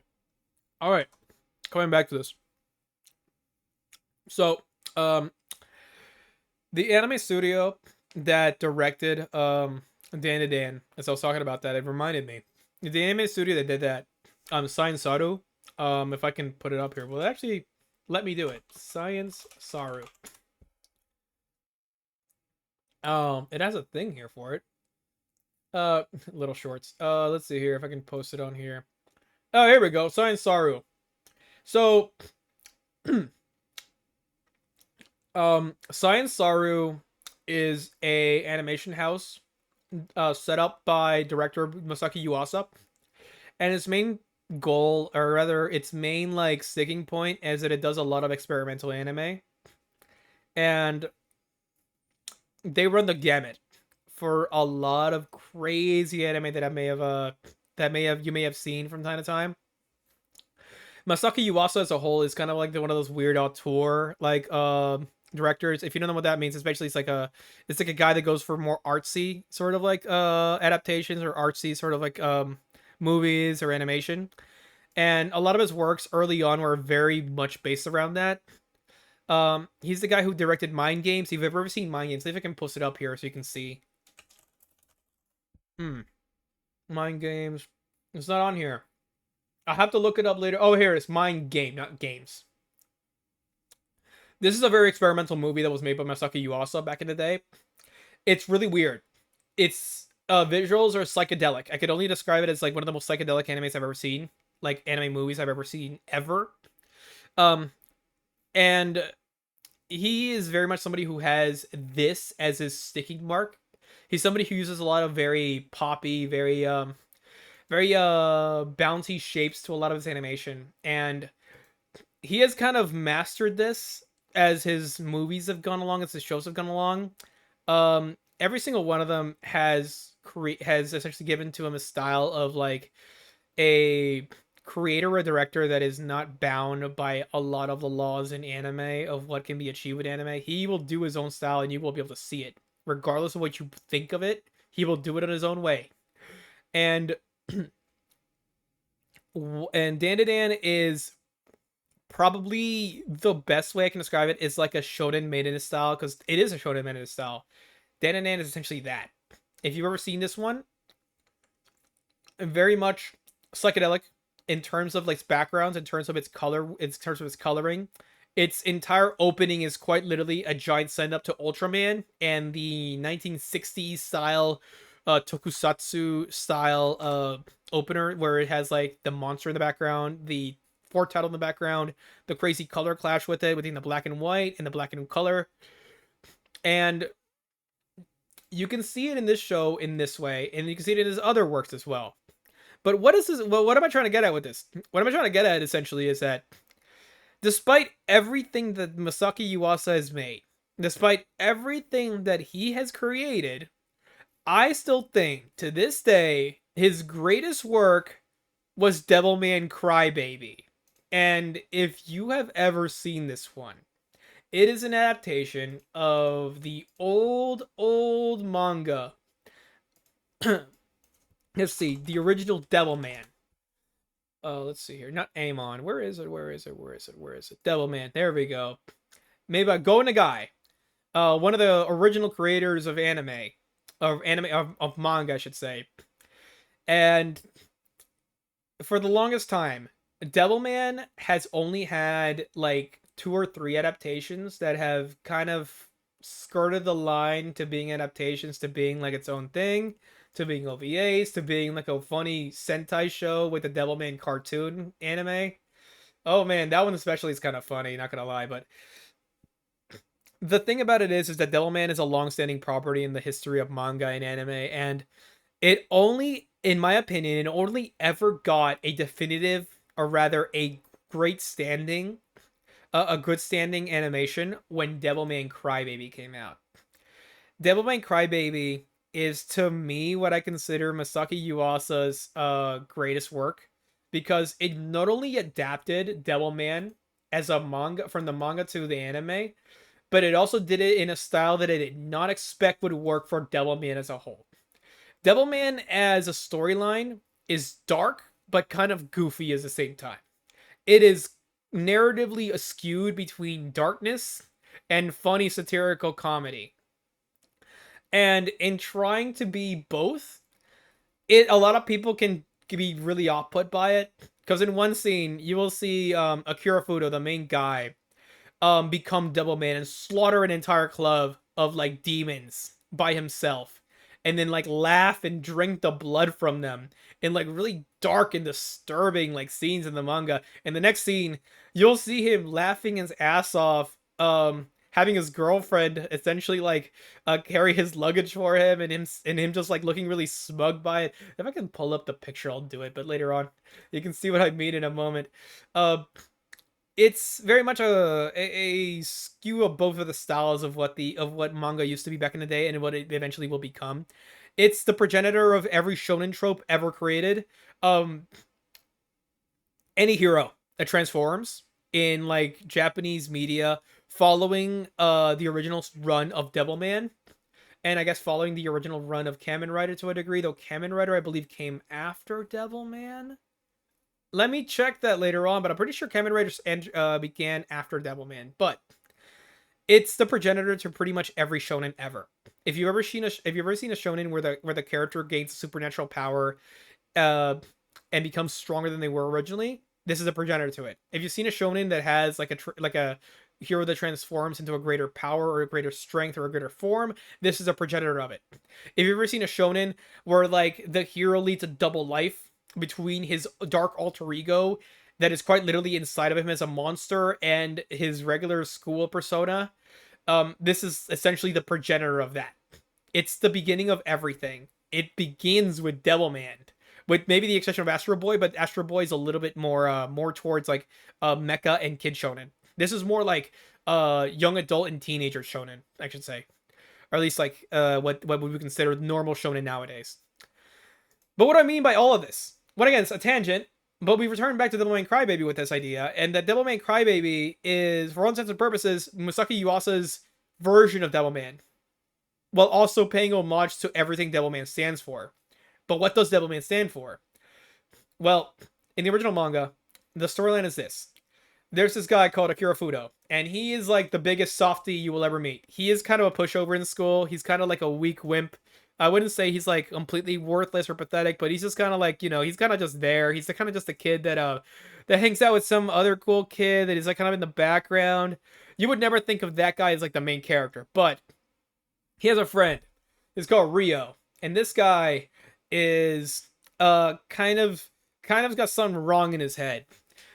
He's essentially a long-standing childhood friend of Akira, and his whole shtick is that he gives Akira a lot of leeway in how he conducts himself. He takes him out to cool places. He hung out with him when they were kids, and they showed him and like his parents were best friend of him. Like even lived with his parents for like the longest time along at his house, and because of this, they grew very close together. And as a result, um Rio uses this trust that Akira has for him to show him some really extreme stuff. He takes him to a club where he exposes him to some really messed up parts of people. It's a club where drugs are going on. People are literally banging on like the seats. There is like nudity. There are some people that are like getting into fights. People are getting drunk, throwing up on the floor. It's debaucherous. It's gross. It's decadent, and Rio kind of makes it worse by quite literally stabbing people with broken bottles. And to this end, he plays upon people's inner monsters, essentially. Causes people to become violent too, causes people to become sadistic, causes them to quite literally turn into devils themselves. He invokes devils inside of a club by using people's violent nature against each other, causing the club to literally erupt into horror and misery and violence and debauchery and just all sorts of horrible things. And in doing this, he awakens Akira's side of his devil man, a monster that, for all intents and purposes, takes over Akira, and he utterly annihilates the entire club. And after that one night, Akira turns into a different person, for lack of a better word. He's like a wimpy kid at the beginning, but he then becomes this like really confident looking, like dark skinned looking young man who has like no like almost like near superhuman physicality even before he turns into Devil Man, where he begin gains of confidence, essentially becomes like the kind of like the king of the school basically. And from then on, it follows a long standing series of events that leads into what I can only describe as utter and total despair for both every character in the series and every person watching the show. Because the narrative of Devilman, as well as Devilman Crybaby, is one of both humanity, in both the sense of both the good and great parts of humanity, and how humanity's intentions and humanity's will can be twisted to become something worse than devils themselves, and how ultimately um the idea of acceptance, the idea of love, the idea of deliverance from pain, the idea of how people come together to save each other, to save themselves even, becomes a guiding factor in how Akira's journey to the very end of the series go, as well as Ryo's journey to the end of the series go. Because as we can see here, it's very much the idea of dynamic contrast. Akira is in darkness here in this image, while Rio is the only person in pure light. He's wearing light colors. He's wearing white. He's got blue eyes, blonde hair. His skin is really light in color. And Akira's is black hair. He's got dark irises around his eyes. And you expect his dynamic to play out in the way of like, oh, one is obviously the hero, one is obviously the villain. And tell me, uh what is another show or manga or anime that has shown you something similar to this? Because I'll tell you right now, the original Devilman did this too. It did this too in the way how it set up its narrative as well. Because both the original Devilman and Devilman Crybaby follow the exact same storyline from the beginning to the end. Akira becomes a demon. He has a friend named Rio. He becomes a different person at the following his initial encounter with the demons. And to not spoil anything else, the ending is near the exact same. At the very end of both storylines, giving us a through line on how the adaptation goes. As far as narratives that I've seen in anime go from manga to animation, this is by far the most one to one I have seen it go. It's near intact to everything, with the exception of some like details that are missed. Some demons that are important in the manga are kind of omitted or kind of glanced over a little bit for favor of more character dynamics with like the human characters and more of the and more of Akira's side of the story as well. Which, personally speaking, as somebody who's read the manga and watched both the anime, I think I prefer that a bit more because, well, the demons themselves are cool design and a lot of them are pretty interesting. You only really have to focus on four specific ones in the main show for us to get the point across of how these are creatures that are both created from darkness of the human soul, and also how they are both primal entities that reside in every person. And I think that the anime achieves that in a way that is a bit better because it shows more of the humanity rather than the darkness of the people that we see in it. And it leads us to a very tragic and somewhat melancholic ending that will cause everybody that has caused every single person that I've shown it to either erupt in like anger over the ending, not because they hated it, but because they knew how it was going to end, or they were predicting how it was going to end, or they were angry at a specific character in it, or has burst out into tears because they couldn't believe that the journey had led them to the very end like that. It's very much one of those shows that you will watch from beginning to end and have either a really good time to the very end, or have a point to where you will be enraptured to the point so much with the characters that you will just be either bawling your eyes out or angry at some of them for for some of the choices they made. Oh, hold on a minute.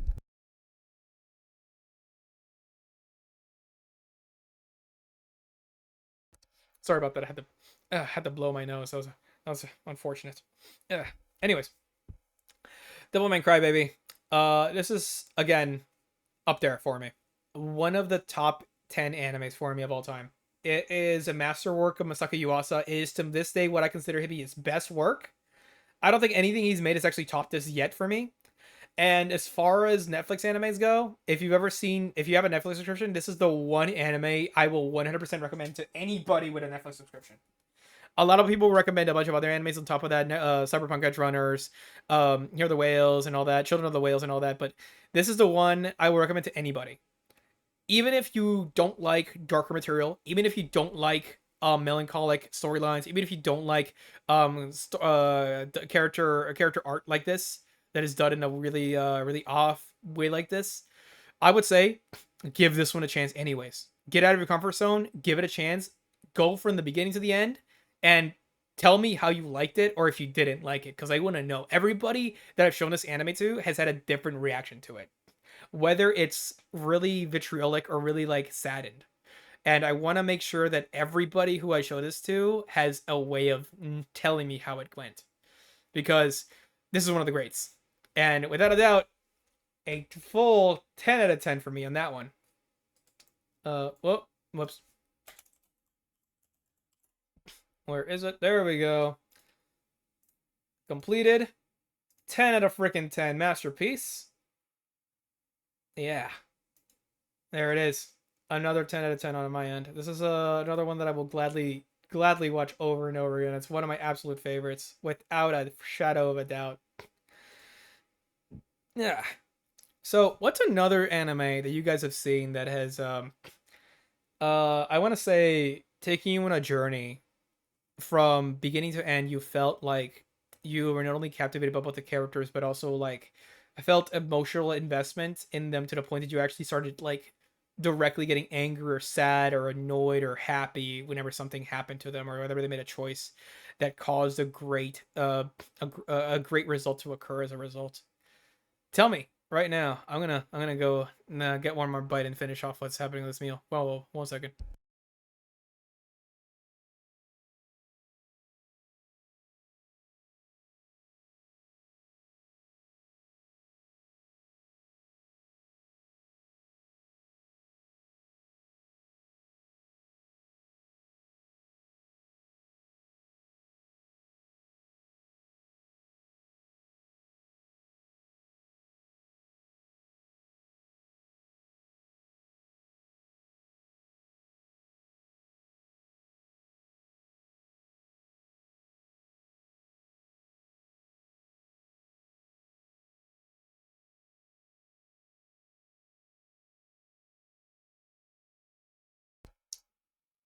Excuse me. All right, back on topic. All right, let's go back and see. I'm gonna do one more, and then we're gonna go to Tokusatsu, so we can start. So we can start moving on from this topic. Hmm. Let's see here. It's been a really good one watch recently. No, actually, let's go back to one that I remember seeing back when I was a kid. Hold on a minute. Oh, is that showing? Oh, there we go. All right, so I gotta say, as far as shonen anime has gone for me, as far as crazy, over the top powers have gone in anime and manga for me, as far as uh interesting storylines have gone for shonen as a whole, I gotta say, Saint Seiya still stands up there as one of my all-time favorite shonens of all time. Mainly for the reason that it's both one of the first shonen I ever remember seeing, and also one of the first shonen I remember like actually tuning in for consistently. Besides, of course, the original Dragon Ball and Dragon Ball Z. This one is one that I watched quite a bit when I was growing up, mainly because it was one of the few ones that I was on when I got home from school back in the countries that speak Latin American languages. Mm. And it's one of those interesting ones for me because looking back on it, it's kind of like how a lot of people view JoJo nowadays, where it because it was the first of its kind to do the thing that it did, we kind of give it a lot of leeway for some of the narrative tropes that it used, for some of the odd art style choices, for some of the odd ways that it portrays its characters. And I think that this is essentially what I feel like whenever I see a shonen show. It tries to go ridiculously over the top because Saint Seiya is that for me. This is essentially a battle shonen, for lack of a better word, that encapsulates both everything that makes battle shonen really great and everything that makes it incredibly cliche at the same time. But in a way, it also embraces itself by making its tropes its life and blood. You will see characters in this pull powers straight out of their ass for the sake of the narrative. You will see characters in this get revived several times and live on despite narrative conclusions that may have killed some of them off later on. You will see characters in this recite entire dialogues both in their head and in world as the fight is ongoing. And I have to say, as far as shonems that have done this, this is probably the one I will say that has made me genuinely enraptured with it, with how it's so true to its own form. Um, I will admit though, I've only really read the beginning of the first part of Saint Seiya's original run for the manga.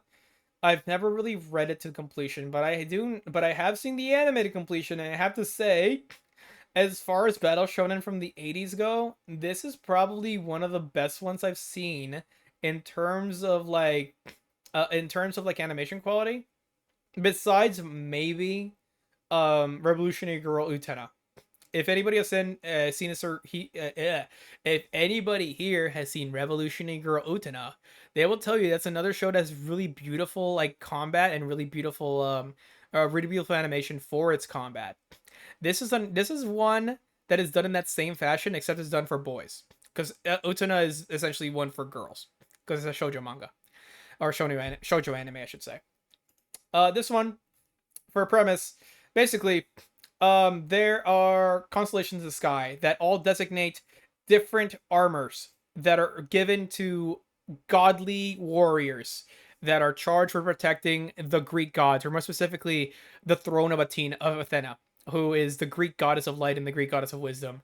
And it is by the Greek gods that these heroes are essentially called upon to defend the universe from the forces of darkness, quote unquote, from the forces in the underworld, against the evil underworld god Hades and his own like dark legions or whatever. There used to be a great war that resulted in the past that these warriors were once inscribed to do battle with against Hades' legions, and a great battle was fought by Athena and Hades back then too.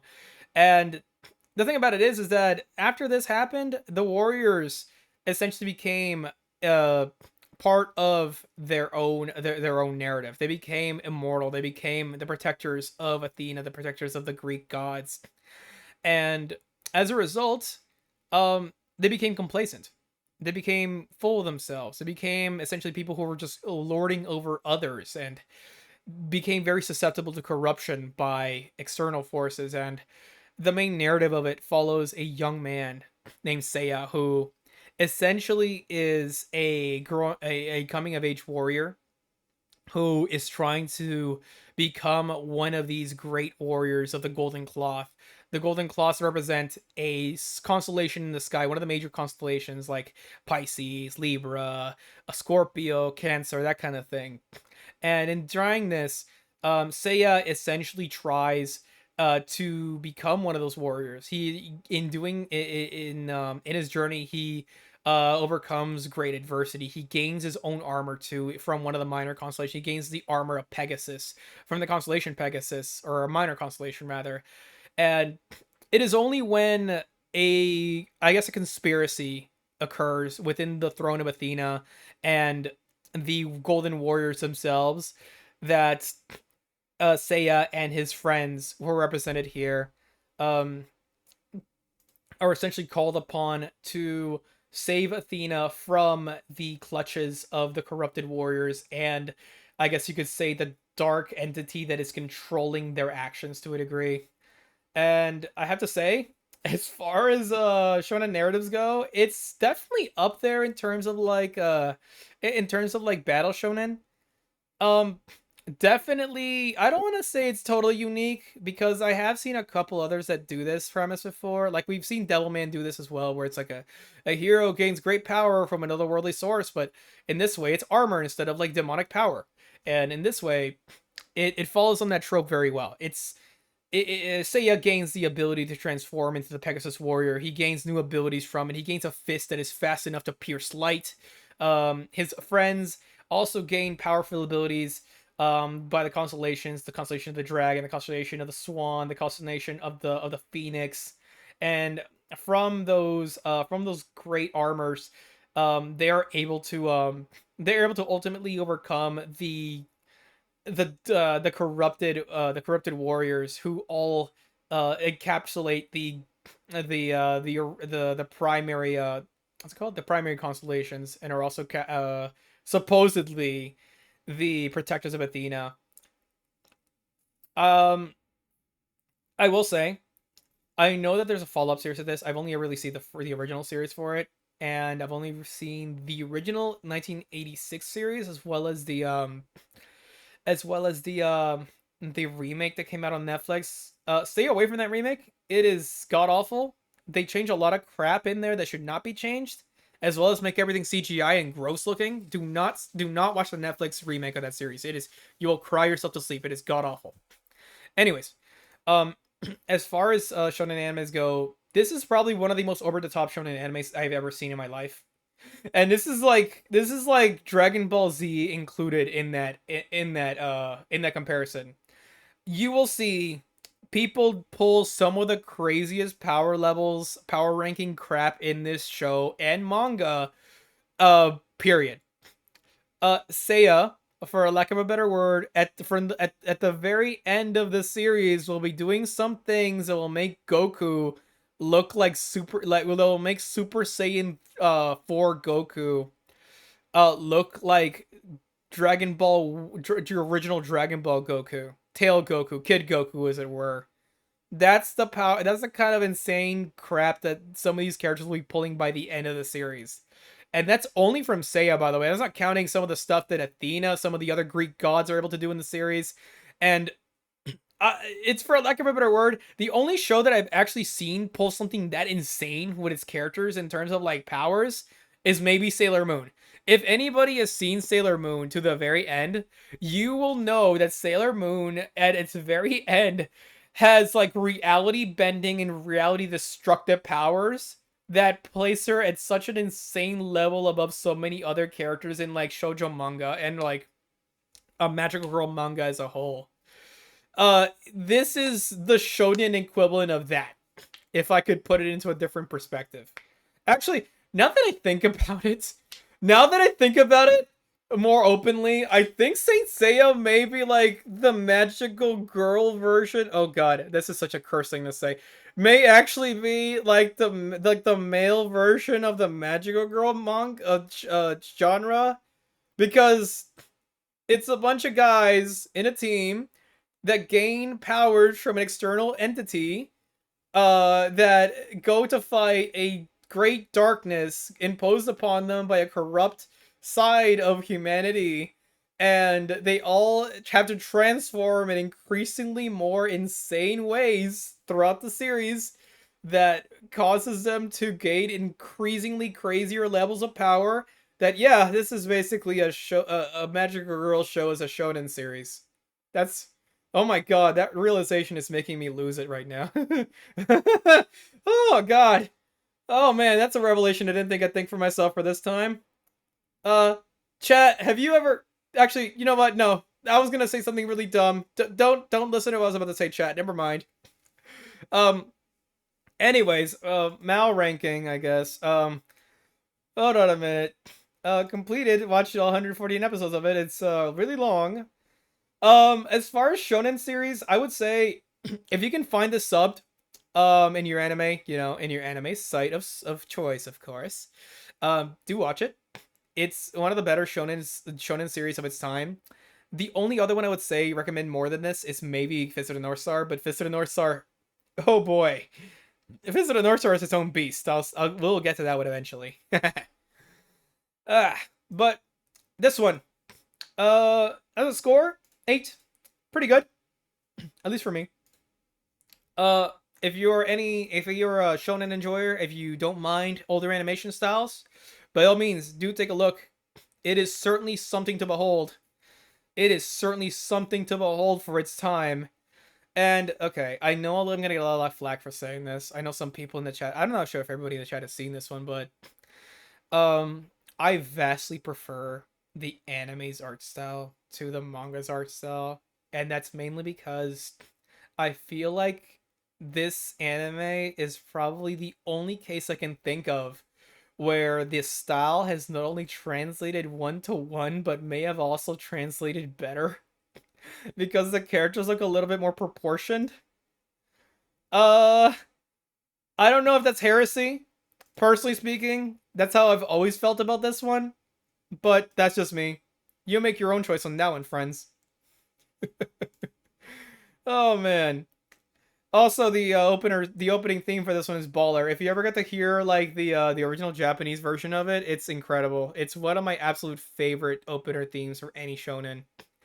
This, I want to have this as a poster. I want to have this image as a poster someday. I want to just print this out onto like a vinyl sheet and just put it on my wall. It is that cool. I need to have it someday. Anyways, let's see. What are we looking at right now for? Oh God, wait, hold on a minute. What are we looking at for my anime list right now? Where is it? There we go, anime list. Okay, why the? Why is that top anime? Score? No, ranking by score. Jesus. Okay. So this is the ones that we've done so far. We've done 10 today. I guess, well, okay, technically 8 because some of these are second seasons. Because Made in the Abyss is, Golden City is like the second season of the original Made in the Abyss. And Psyche K's second season, of course. But 8's pretty good so far. I'm gonna move on to Tokusatsu. But before that, I'm gonna take a quick break. If you guys have any other animes you want to recommend to me in the chat, by all means, go for it. I'm more than happy to take your recommendations on hand as well.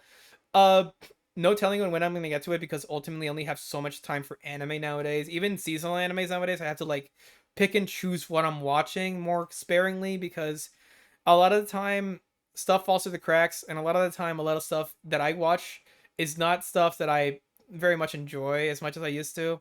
There's a lot of anime nowadays that are coming out that are not my cup of tea, but I'll take a look regardless and see what you got. So send me a tell on chat for a little bit. We're gonna go on a quick break. We'll be right back in about 10 minutes. All right, see you in a bit.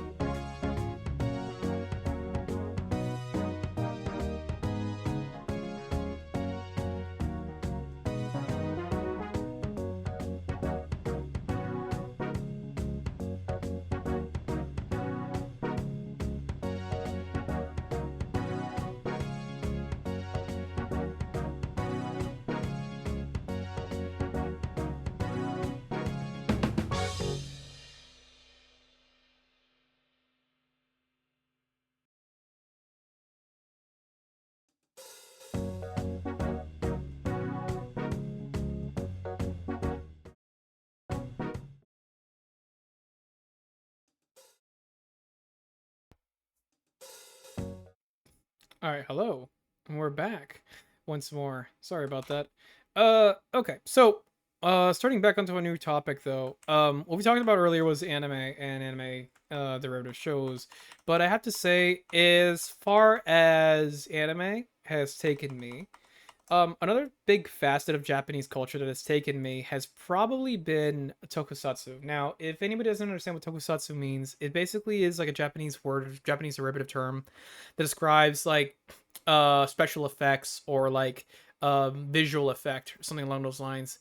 And when we talk about those kind of shows, we're talking more about things that encapsulate the idea of visual effect, like for example something as simple as like somebody in a suit. For example, the original Godzilla, that's a tokusatsu movie because it encapsulates somebody who is essentially acting as on behalf of a suit, acting of a character in a suit. Kamen Rider, the original Kamen Rider, Ultraman, Super Sentai, all those are tokusatsu properties that are essentially created as a means of both in capturing the idea of suitmation, the idea of understanding how people can operate within the acting within a suit, acting with special effects, and we see that in shows like this. Now, what is this important though in terms of Japanese culture? Well, it all began with Godzilla. I know, crazy, isn't it? But the idea of tokusatsu began with the original Godzilla back in 1954. And essentially it began this, I guess, cultural boom in Japan where the idea of special effects and creative ideas from characters such as Godzilla can be taken into other forms of media. From this, we got things like Gamera, like it's another derivative kaiju that are resulted from Godzilla that eventually became its own thing. The studio that created Godzilla, Toei, uh, essentially had a rival studio called Dai, and their own version of Gamera and their own version of a giant monster for the best Gamera, back in '65, which eventually became its own character. This Gamera, essentially, for lack of a better word, is like a nicer version of Godzilla. Like Godzilla is always like one of two things: either portrayed as like a monster that either destroys the city because he hates humanity, or becomes like a savior of humanity that only really does it because he wants to be the top dog in the big pond, as it were. And Gamera, oh Jesus, it's doing it again. Hold on a minute, chat. I hate this stupid layout. It keeps doing that. I want to keep that away from here. All right, and Gamera is more of like a, I don't want to say like a superhero. He's more like a monster that protects humanity because he feels like it's kind of like his duty. He's kind of created to be like that. At least after the original movie, the original movie was just him like as being a Godzilla clone, it's like a turtle, and it became its own thing later on, where he became more of a good guy. He still looked kind of intimidating and imposing because it's a big turtle with a spiky shell and like tusks and all that. But different derivation eventually became its own thing later on. From here on in, we get stuff like, for example, Ultraman, which was the first, I would say, the first popular serialized um, tokusatsu property that became big in Japan. 1966. Um, if I won't bother explaining the premise of Godzilla and premise of Gamera because I'm pretty sure everybody here is like familiar with it, but I will explain the premise of Ultraman because this is not as familiar with other people as they were. I am getting sick and tired of this thing doing that. I'm so sorry about this, guys. The premise of it is basically, um, in the far future, there is a wave of monsters that attack the world, and it is up to a government agency tasked, known as the Science Patrol, to basically figure out how to fight these monsters and eventually take them down on their own. But they come across a monster that is ultimately too great for them to take down on their own. And as a result, another monster shows up, a visitor from space, known as Ultraman, that takes out the monster that appears for them. And like, this is one monster I'm talking about up there. Oh, hold on a second. Wait, can I? There we go. Oh, hold on a minute. Is it not going to show me? Is it not going to show me? Is it too far? Oh, it's too far. Hold on a minute. I'm going to move the little screen a little bit. There we go. The monster that he fights eventually, essentially, is like the first great threat that he essentially overcomes, and from this, humanity eventually learns of Ultraman as like a hero. He's a hero who comes from outer space, and he goes to fight the giant monsters that joins us. But Ultraman is not really Ultraman, because in reality, Ultraman is one of the Science Patrol's own officers. And in this, he essentially becomes that patrol officer. Oh, let's see if I can get his on here. Hold on a second. He becomes the original version of Ultraman. There he is. And in doing this, he like a lot of tropes from tokusatsu and anime and shonen, like really in anime, really in manga. He essentially lives that double life of being both a hero that goes to save the world with an alternate personality, and becomes like is also like has like a day job where he's also part of like the science patrol, and he's like doing their own tasks as well with them. And that's the main premise of Ultraman. He's a hero that comes from space. He essentially cohabits the body of a human who may or may not have died at some point as a result of his coming to the Earth. And he goes to fight aliens and other threats to the world, including other Ultramen, and other creatures that are beyond our understanding. At least that's the premise for the original Ultraman. Granted, this premise does get a lot of leeway with its own series. There are several dozen series of Ultraman now, all the way to 2025. And I have not seen them all. I've seen about 6 of these series, and out of all of them, I have to say the original one, Tiga, and to a lesser extent, Ultraman Neo is probably like my 3 main favorites. There's also a really good series. There's also a really good movie called Shin Ultraman. If you're familiar with the anime creator Hideaki Anno, who created Neon Genesis Evangelion, he is one of the biggest Ultraman fans in the universe. That guy is probably a bigger Ultraman fan than I am, and he based so much of his work around Ultraman and the idea of a transforming hero and the idea of a giant of light and the idea of humanity overcoming a greater threat through the sheer power of teamwork and overcoming adversity and, you know, being more ingenious than we actually let on. That's at least the main premise of what he lets on for Ultraman. My own idea or my own take on this for Ultraman is that he is, for all intents and purposes, the first superhero that Japan really took on for their own. There have been other superheroes for Japan beforehand. In fact, there is one of them. Goes by the name of Golden Bat or Ogon Bat in Japanese. That actually is so early in design. I think it's like 1934 that he actually predates Superman in the United States. That guy may actually be the first superhero. Let me show you him. Hold on a minute. Let's see. Ogon Bat. There he is. This is the first, for lack of a better word, the first recorded superhero. He was not even a manga character. He was done in he was shown in these slideshow like presentation like I guess dramatizations called Yamishibai, which is basically like you have a narrator. I'll show you what it is. Hold on a minute. Ogun Bat. What is it? Kamishibai, not Yamishibai. Sorry. You will see. Here it is. What Kamishibai essentially entails is that you have a presenter who will show you a little presentation with their little cart. They will narrate the story out for you. They'll give you the stills of like the action that goes on in the story, and they will even add sound effects if they're really into it, as well as showing you some of the art that encompasses the story for it as a whole.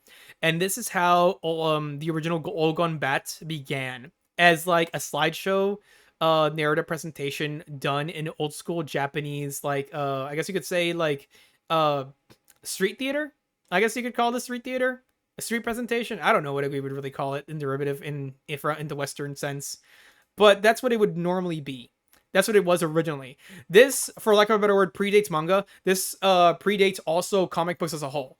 This is like the first ever recreated style ever done in this format, like a serialized format, because as I understand it, Kamishibai in Japan began as stills that they would present in storyline templates following, I think it's following Meiji Restoration era Japan. Let me look this up actually, so I'm not getting this wrong because I don't want to misinterpret this to anybody.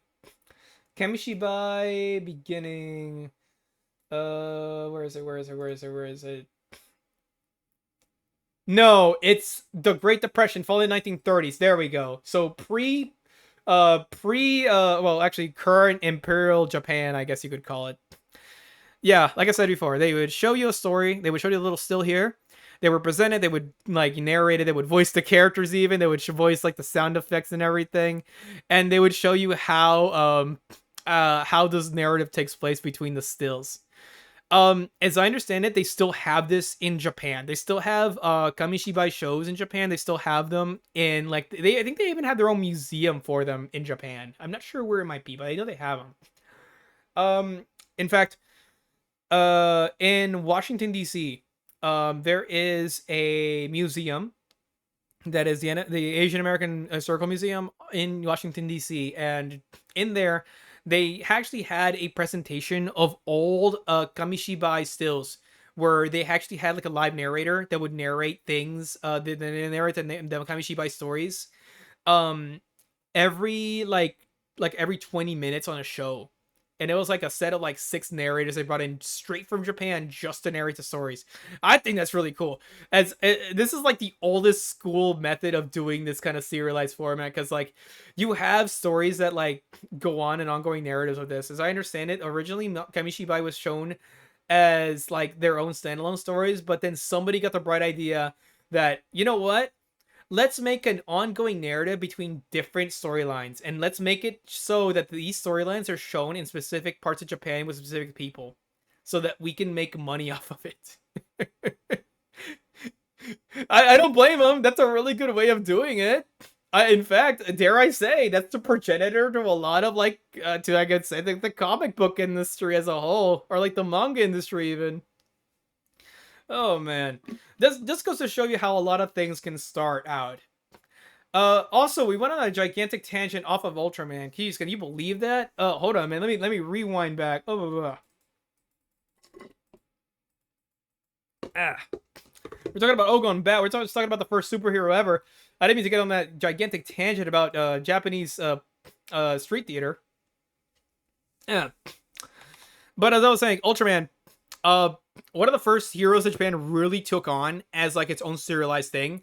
From here derived thousands upon thousands of different designs from both the fans, the creators, the people who eventually became invested in it. Like I said, I've told the Hideaki Anno story. That guy grew up on Ultraman when he was a kid, and he eventually turned it into his own thing.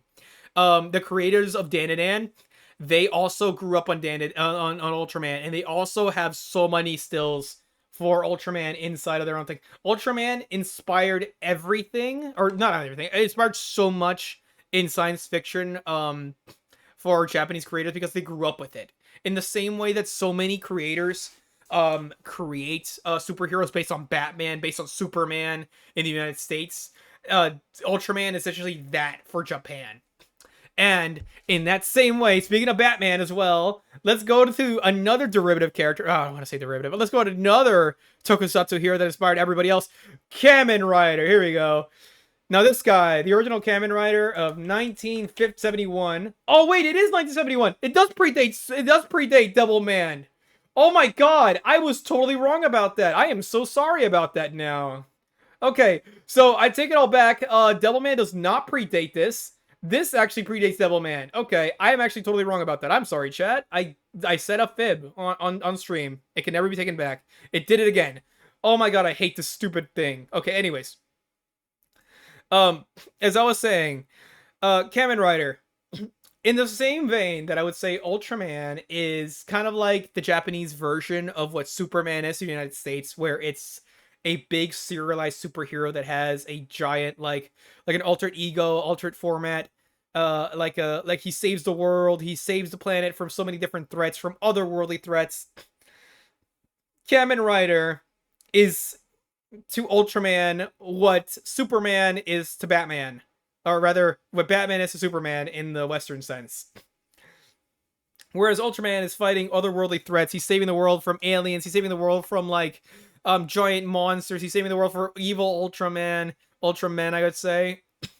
Kamen Rider is saving the world, or rather saving Japan, I would say, from more direct threats, more underground threats. He's saving them from evil organizations. He's saving them from monsters that try to devour humans. He's trying to save the world from like from other Kamen Riders that may or may not be good or evil, depending on which version of the series you're watching.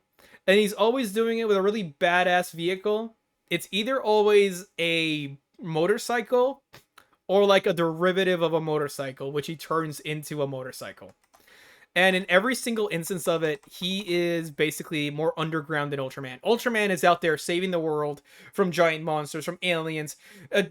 Kamen Rider is out there saving the world from evil criminals, dastardly evil organizations, mutants, monsters that are terrorizing the world, that are terrorizing parts of Japan.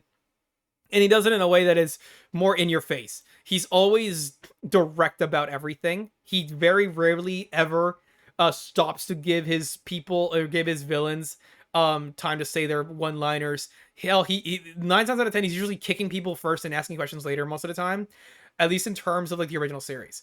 The original series Ultraman, if anybody doesn't know about this, essentially it follows the guy called Takeshi Hongo, who excuse me, who is taken in by an evil organization called Shocker, who, for lack of a better word, are basically cyber mutant Nazis and are trying to create a genus of human to essentially repopulate the world as perfect humans, and doing so by, mutating humans into monsters, creating crazed cyborg mutants, that kind of stuff. And Hongo is a person who is caught in their schemes. Essentially, he becomes a Kamen Rider as a result of being a test subject by Shocker, where he becomes a amalgam of grasshopper and cybernetic human, uh in his as part of his new body. Grasshopper DNA as a result of like his better kicking ability, his better jumping ability, the fact that he's super fast even without his bike, and cybernetic enhancements because he gets a new a new endoskeleton. He gets his belt, which is powered by prana, or the energy of the wind, as it were, and he and his helmet, of course, which integrates to his skull to basically make it so that he is aware of his surroundings at all times.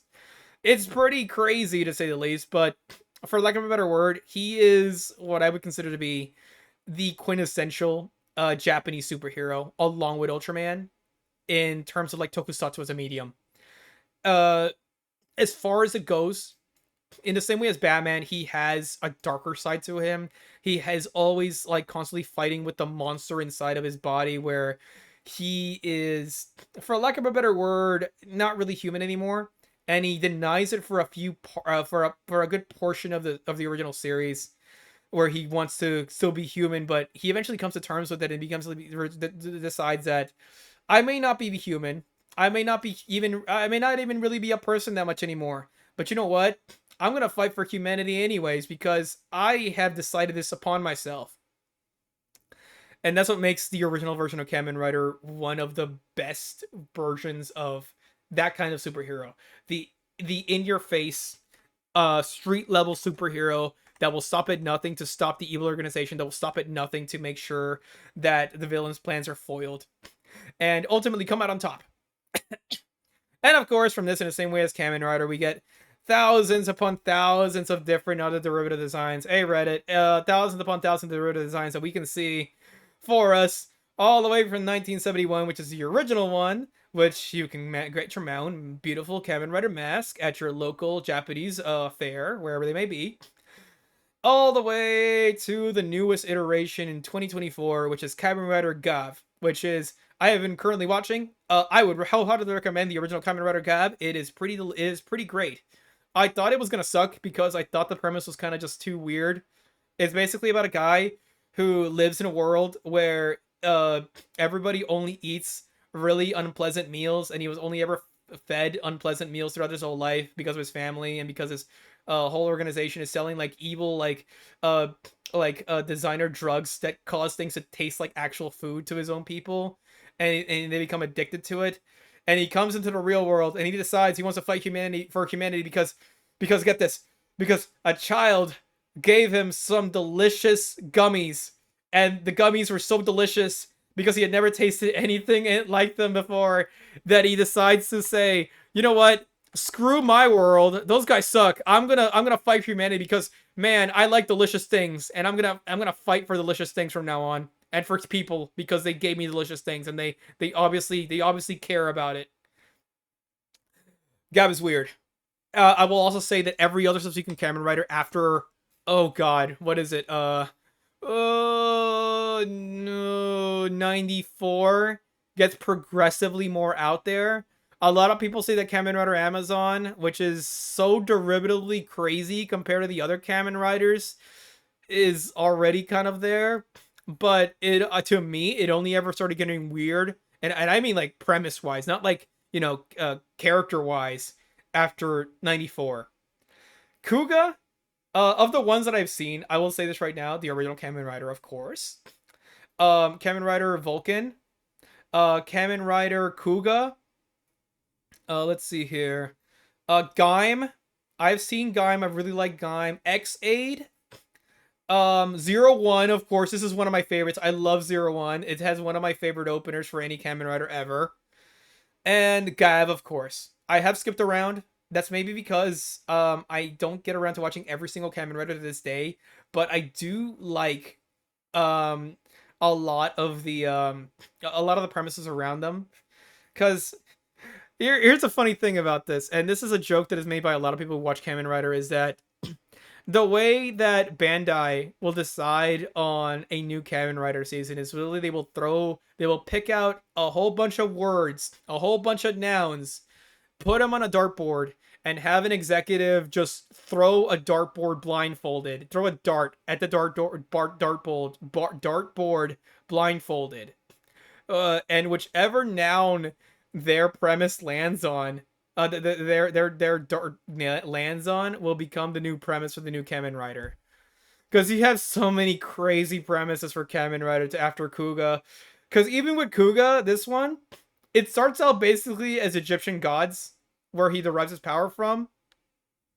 Then you have things like demons. Then you have things like wizards. Where is it? Wizards. Then you have things like fruits.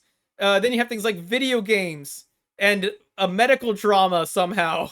And then you have things like what's it called?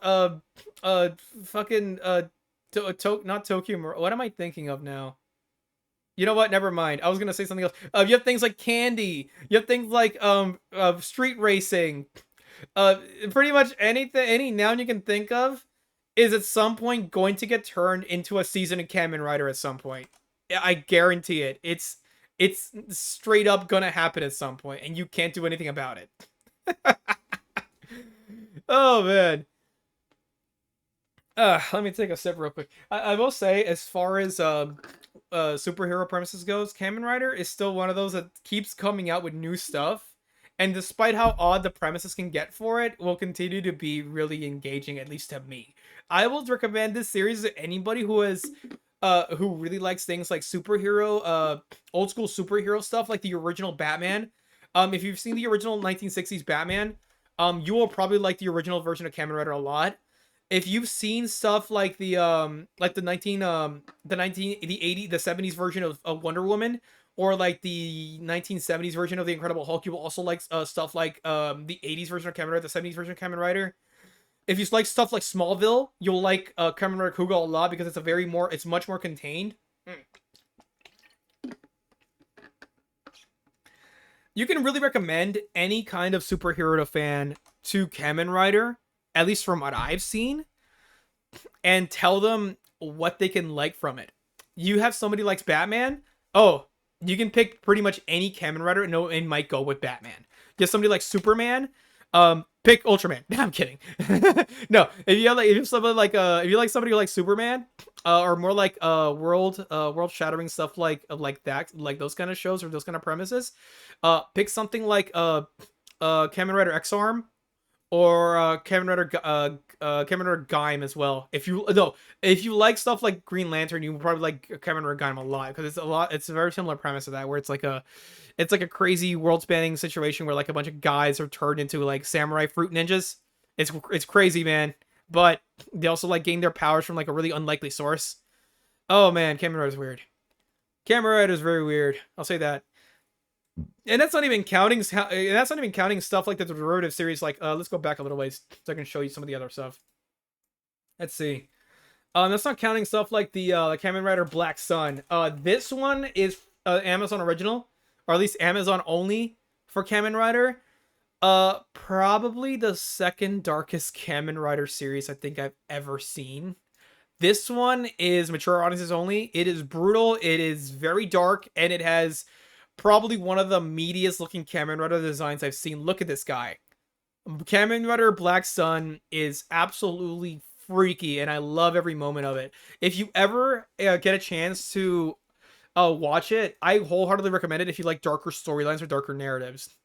And also, it's also kind of like I would say like a derivative of the original Kamen Rider Black, but with a much more, I would say, much more modern take on it. I would say, at least in terms of like how its narrative is structured. The other one I want to recommend, let's see if I can find it. Kamen Rider Amazon. Oh god, Amazon 2016. This one is also Amazon original only, but let me tell you. Okay, this one is basically Kamen Rider if it was Tokyo Ghoul. Now, if you've ever seen Tokyo, oh my god, it did it again. If you've ever seen Tokyo Ghoul, you know about the idea behind how monsters exist in humanity, and those monsters seek to live amongst humanity, but also need to feed on humanity in order for them to continue living or continue not going crazy. That's the premise for Kamen Rider Amazon 2016. It's basically um a Kamen Rider season based around the idea of monsters that live within humanity, in terms of like how creatures, how this entire race of beings exist as a means of like of not really coexisting, more like subverting humanity, subverting how people perceive them. And in doing this, it creates a Kamen Rider season that is, for all intents and purposes, really messed up. It's also very mature. There's a lot of blood. There's a lot of gore. There's a lot of fight scenes.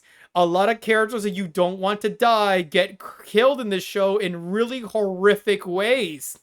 And oftentimes, you're going to be questioning a lot whether or not the main character is even a good guy by the end of it.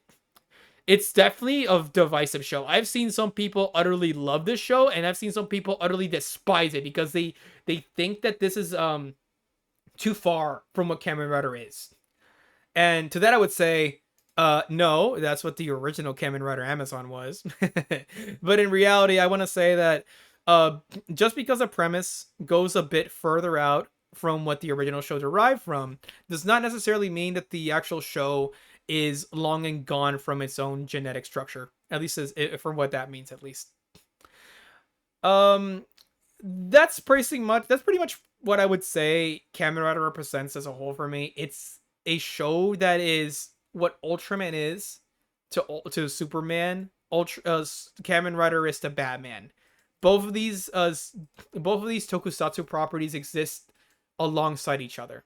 They don't compete because they know that there's no point in competing. Both fan bases who watch Kamen Rider more than often than not will watch Ultraman, and a lot of a lot of the fan base who have seen Ultraman will probably watch Kamen Rider. But here is the one that stands out a little bit off, because what happens when Ultraman needs additional help? He gets another Ultraman, right? Same thing with Kamen Rider. But what happens? But that only really happens a couple of times in those series. What really happens when you want to have an entire show based around a team? That's what Super Sentai is. And for just so I can make sure everybody understands this as well, Sentai in Japanese essentially is a word that describes a squadron or like a team or like a military unit that is, for some reason this is not loading. What the heck is going on with this stupid thing? Oh no. Google, what are you doing? What are you doing? What are you doing? What is going on? Seriously? Seriously? Wow. Okay, hold on a second. I'm gonna get rid of this thing. Why does it not want to show me Super Sentai now? Really? Google's gonna fail? The stream doesn't fail, but Google fails. That's a new one on me. Interesting. I wonder why that is. Okay, Wikipedia somehow didn't fail. Okay, kind of weird. Can it at least show me the thing? Hold on, man. I'm gonna just look it up through a different site. I'm sorry. As I was saying though, Super Sentai is, for lack of a better word, a tokusatsu property that is basically, oh god, that is basically a superhero team. A superhero team composed of, uh, well, it can usually go from 3 to 12 people. I think the biggest one I've seen it go of characters that are all color coded to show their. There we go. I don't know what the heck was happening to Google there. That are all color coded to show different parts of their personalities and different parts of their roles in the team. Um, of course, the most popular derivative version of this is on behalf of America, which is the Mighty Morphin Power Rangers, or the original version of the Power Rangers. Which in Japanese, that specific version of Super Sentai is called Goku Ryo Goku Ranger, I believe, or Dinosaur Ranger or Dinosaur Warrior Ranger. I think it directly translates into. Uh, anyways, it's basically a team consisting of a group of people that are color coded that go out and destroy or save the world from otherworldly threats, from otherworldly villains, from, it can be anything from aliens, evil organizations, shadow members of the government, creatures of undefined reality, anything really. So long as you have villains, you will have Super Sentai there. In the same way that so long as you have villains, so long as you have an evil organization, Kamen Rider will be there. In the same way that so long as you have aliens, Super Ultraman will be there. Super Sentai is kind of like the team that goes and fights pretty much everything else that they don't fight against, and even some of the things they fight against. In the similar way to Kamen Rider, the Super Sentai basically are derived from the ideas of executives were literally throwing darts at a dartboard full of nouns, and they interpret themselves as, what thing will we turn into our show's premise now? Oh, dinosaurs. Oh, ninjas. Oh, wizards. Um, let's see what else we can get here from here. Cars. More ninjas. Warrior beasts. More dinosaurs. Uh, uh, where cats. Pretty much every kind of premise you can think of in terms of like idea for Super Sentai has probably already been done, and probably will continue to be done until the end of time. I will say, in terms of the newest ones that I have seen, there are so many of these types of Sentai out there now that it's kind of becoming difficult to think of a thing that has not been turned into Sentai now. There's been things like pirates. There's been things like cops and robbers. There's been things like police, interdimensional galactic heroes, astronauts, um, time warriors, what's it called? Let's see here. Well, again, wizards, samurai.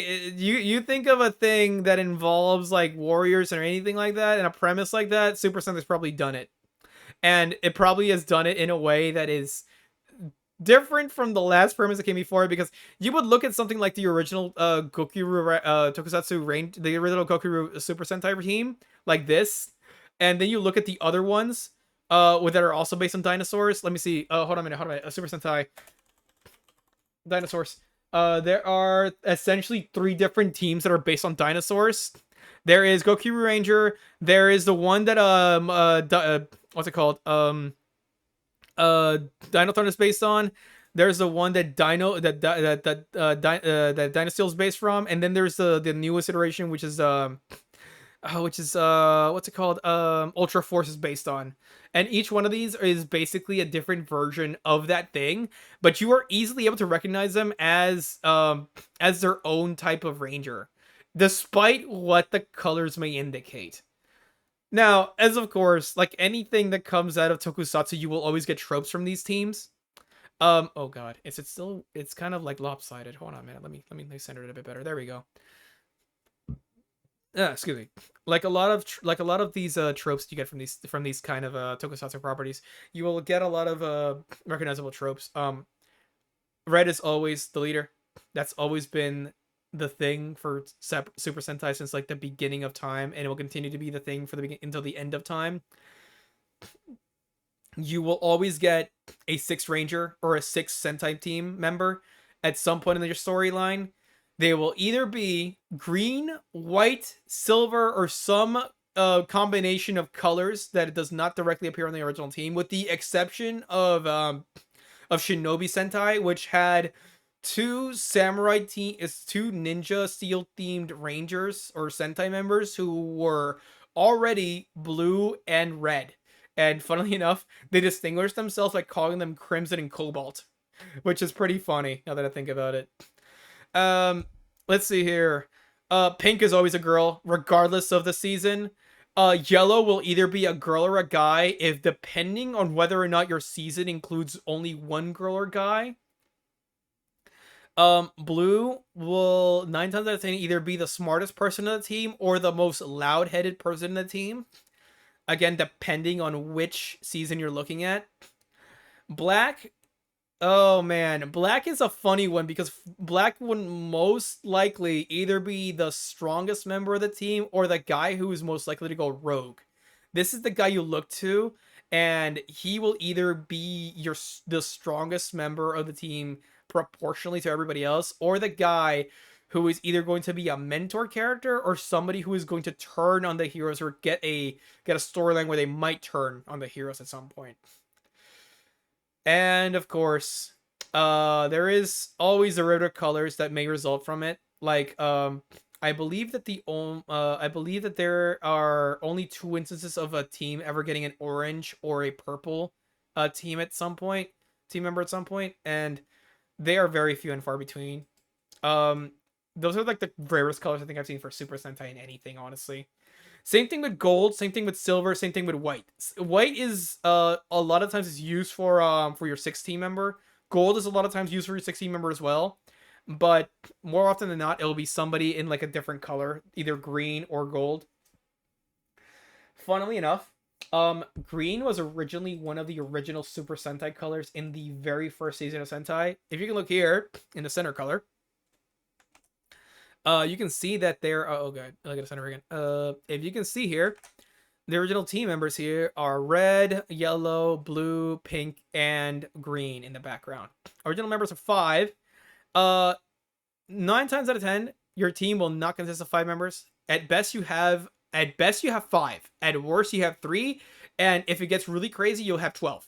I've only seen one season of Sentai that's ever had 12 members on its team, and it was one of the very last seasons that I ever watched. It was also one with dinosaurs, funnily enough.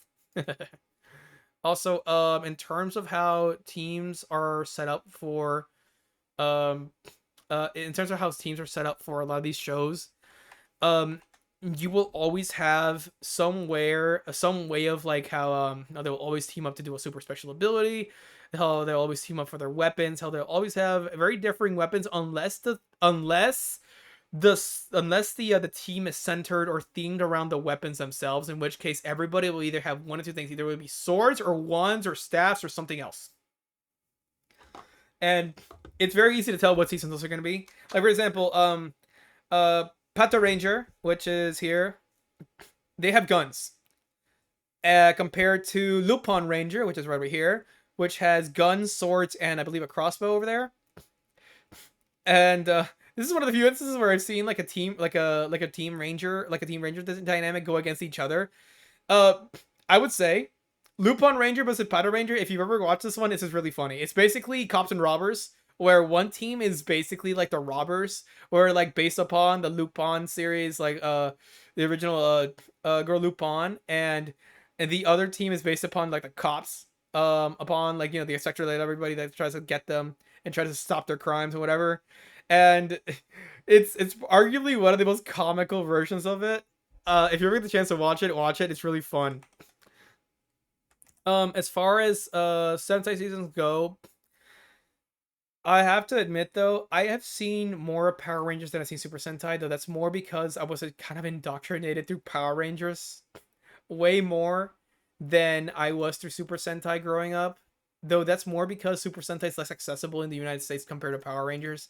You have to go out of your way to get Super Sentai in the States. That's something you have to do when you get to these kind of parts. Huh. Or at least that's what I remember when I was growing up in the States, at least. Ugh. Um, as far as other stuff, this derives into. I'll say this: Super Sentai has influenced a lot of Japanese media beyond just what you see with other Sentai shows. In the same way that Kamen Rider and in the same way that Ultraman have influenced a lot of media in Japan, Super Sentai has also done the same thing. There's a lot of anime based on Super Sentai. In fact, I believe last season there was a Super Sentai Isekai as well. Hold on a minute. What's it called? Red Ranger Isekai, where he goes to another world. Where is it? There we go. The Red Ranger becomes an adventure in another world. I saw this one and I love the hell out of it. This is such a fun show. This is another this is another like tokusatsu derived show that understands its premise and goes with it. And it goes so well with it because like the creator of it loves Super Sentai. They love tokusatsu shows. They love superhero shows. They love everything about it because every trope you can think of, every like fandom thing that derives into Super Sentai or like Tokusatsu shows, it goes into it perfectly. Transformations, the theming around the character is basically around metals and like how they are centered around this character who gets transported to another world. His ultimate his even like his transformation is like a explosion that occurs behind him and actually blows people away. That is such a stupid trope. No, it's not a stupid trope. It's such a dumb way, and it's a dumb, incredibly yet incredibly smart way of implementing that trope that is implemented in Super Sentai transformations that derives into it. And he meets other characters in the show that are also like derived from Tokusatsu. There's an elf chick that he fights later on that is literally based on Kamen Rider, down to like the medals on her belt. And the belt also names out the medals in the same way that some of the Kamen Rider stuff in does it. It's so funny. Specifically, this one is Kamen Rider 5s, and he does like a really funny like they're like the little metal transformation with it as well. If you like Super Sentai, if you like Tokusatsu in general, watch Range Ranger, the Red Ranger Isekai. It's really funny, it's really enjoyable, and even if you don't like Tokusatsu stuff, I still recommend it because it's just a funny Isekai. Very few Isekai come along nowadays that actually help me have fun, and this is one of the few that did it. Let's see another one. Hold on a second. I talked about this one earlier in another chat. I think I talked about it a bit in my debut stream. Actually, let's see if I remember what it was. Hold on a minute. Love After World. There we go. Love After World Domination. Oh, this is another fun one that also takes the premise of Super Sentai really well and Tokusatsu shows in general. So basically, the premise of this is. Oh, hold on.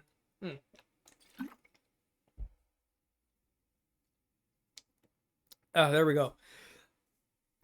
This show is basically, what if the Red Ranger fell in love with the villainess of the villainess of his Tokusatsu team. And what if, oh, do we have a bot in chat? Oh, Mods, do you wanna nuke that bot for me? Nuke it from orbit? Thank you so much, Mods. Thank you so much for that. Anyways, I was saying, um, what if the Red Ranger or the Red Sentai hero fell in love with one of the villainesses of like the evil organization that his team fights against. And that is basically the whole premise for it. It's hilarious comedy action derived afterwards, and it is, for lack of a better word, a really funny rom-com in the vein of somebody who loves tokusatsu. You can tell that the author of this really loves tokusatsu, because first off, this is based on a premise from or I guess you should say an episode premise from another tokusatsu show, another Super Sentai show called Car Ranger. Let me see if I can pull it up. Super Sentai Car Ranger, Red, Racer Red. Let's see here. So the premise of that show is based on a episode occurrence that happened. Oh, there it is. Uh, of the Red Ranger of Racer Red, having a quote unquote unrecorded love situation with one of the main villains of the show called Zanette. And I fully headcanon, and I'm pretty certain that the guy who created Love After World Domination may have actually watched the original version of Car Ranger, and derived that whole storyline just from this episode alone. It is so on the nose that it almost makes too much sense for me, at least. Down to like the coloring of the characters. Like, yeah, Racer Red, of course, but like Zonette, you look at her and her colors are so similar to Desumi-chan as well. Look at her, pink, black, red, pink, well, kind of like violet, blue, darker color scheme to it. And it's not just Desumi Chan. This is the main character, by the way. The main heroine slash villain of it. Desumi Chan, who falls in love with a Gelato Red, or Red Gelato as he's called in the show. It's also like her friends in the evil organization. You have a Coffin Princess, you have Wild Princess, you have the other members of the evil organization, you have the other Super Sentai team members, and they're also get into like the funny antics between their unrecorded love. Specifically, Gelato Pink finds out about it early on in the series, and it leads to arguably one of the funniest like moments between her and Gelato Green. By the way, Gelato Green, that guy is hilarious. That guy is like the second funniest character in the show, besides maybe Gelato Red. Gelato Red is the funniest character in the show by far. He is like the main character and also the butt of every joke, and somehow still like the best part about it too. Again, it's another one of the situations where I love the premise because you know the author loved the idea behind that one funny premise of Car Ranger and just expanded it into his own manga. And the manga itself, I believe, is finished, but it actually is a genuinely great series. It genuinely is a great comedy series and a great romance series, and it's actually kind of a funny way that they do it. I would honestly recommend the anime to anybody who wants to get into the manga, because the anime does a really funny job of implementing its jokes very well as well. Specifically with how the evil organization is portrayed. They're portrayed as both really competent and being really incompetent at the same time. That takes a lot of guts to do for your narrative in terms of how you're going to be, and in terms of how you're going to be portraying your villains, by the way. Very few animes do that effectively, and this one does it really well. Oh man, I gotta put this on my mal as well at some point as well, because like this is a really fun one that I really like enjoying as well. If you want to watch something derivative of Tokusatsu as well, because I recommended Red Ranger in Another World. This is the other one I recommend if you love Super Sentai, if you love Tokusatsu work like this. It's a lot of fun, and despite the premise being kind of weird, it actually takes itself pretty to heart with it. It doesn't feel like it's being ironic about anything. It feels like it's both poking fun at itself, but also like embracing everything that makes this genre of shows really fun for the audience and also for the fans of the genre as a whole. Definitely watch it. Love After World Domination. That's the one I'm gonna recommend to you guys as well. Oh boy, that's a lot to get out though. I will say, as far as Japanese influence in media that has gone from Tokusatsu as a whole, um there is a lot you can gauge, of course, that has permeated into the Western world. You can always look at stuff like, Power Rangers and stuff like Masked Heroes and that kind of stuff. But at the end of the day, Tokusatsu is something that has kind of stayed in Japan for the majority of its lifetime. It has never really permeated into like Western culture as much as it did in Japan. In the same way that comic culture has permeated into Japan, as a result of like osmosis from comic book readers and comic book translations to Japanese. Granted, you always have like derivative works of comics from America making it to Japan and becoming more Japanified, I guess. Like the best example I can come up with is Penny Parker from Spider-Verse. Hold on a minute. Let's see here. Penny Parker manga. Here we go. Again, another way that characters from Western world have been derived into the idea of manga as well, and vice versa.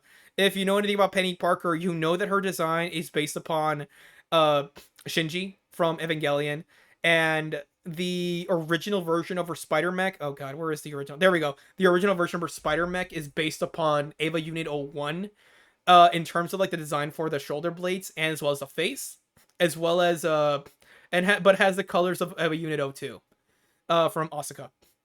Funnily enough, the I believe that the creator of Penny Parker actually does love Evangelion a lot. So I fully understand why he would do something like that. I think he even includes Evangelion characters as cameos in the manga. Let me see. There we go. There they are. There they go. There's Asuka. There's Rei. There's Kaworu. There's Shinji just looking back there. Look at these guys.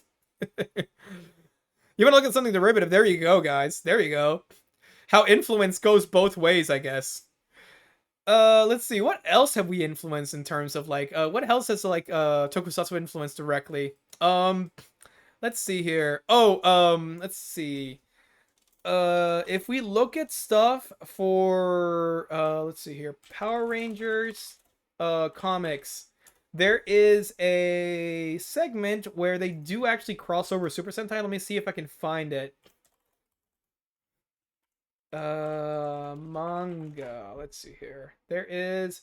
Oh, is that quintets? Never mind. That's quintuplets. That's something else though. Let's go Ranger. No, that's Isekai Red Ranger again. Oh, where is it? I thought there was somewhere here for it. I'll have to look it up later, but this is essentially what I mean. Where a lot of derivations that occur from one media will eventually overturn to a different media source, depending on how popular those media really are and how well they intersect with each other. Um, Super Sentai is probably the biggest one I can think of because Power Rangers, of course, that's the thing that came into the United States, and Super Sentai will forever stay in Japan as a result of that because Saban and Disney and Hasbro and whoever the hell owns Power Rangers is licensed now. I think it's Hasbro now, I guess. Um, will keep that in the United States as a whole. Uh, there have been attempts to bring other media from Japan to the United States, and both attempts have not been very well. Ultraman did have an American series called Ultraman Into the. Oh wait, no, hold on a minute. American series. There is one series for Ultraman that was live action. If I can find it. Ultraman: The Ultimate Hero. Yep, this was the attempt to bring Ultraman to the United States, and it's failed spectacularly for one reason: the guys who made this series did not believe in it. They did not want to essentially give into the idea of making a show that was based on tokusatsu. They didn't want to give it the time of day because they thought, "Oh, the effects are cheap looking. The effects are all masked by the idea of sorry, the effects are all masked by all of these like old school like guys in suits designs, guys you in rubber masks, monsters, big monsters that are made in rubber masks, miniature sets, all that." They didn't want to have that, and they didn't believe in it, and because of that, this series failed. It only got like half of a season, and then it never saw the light of day again.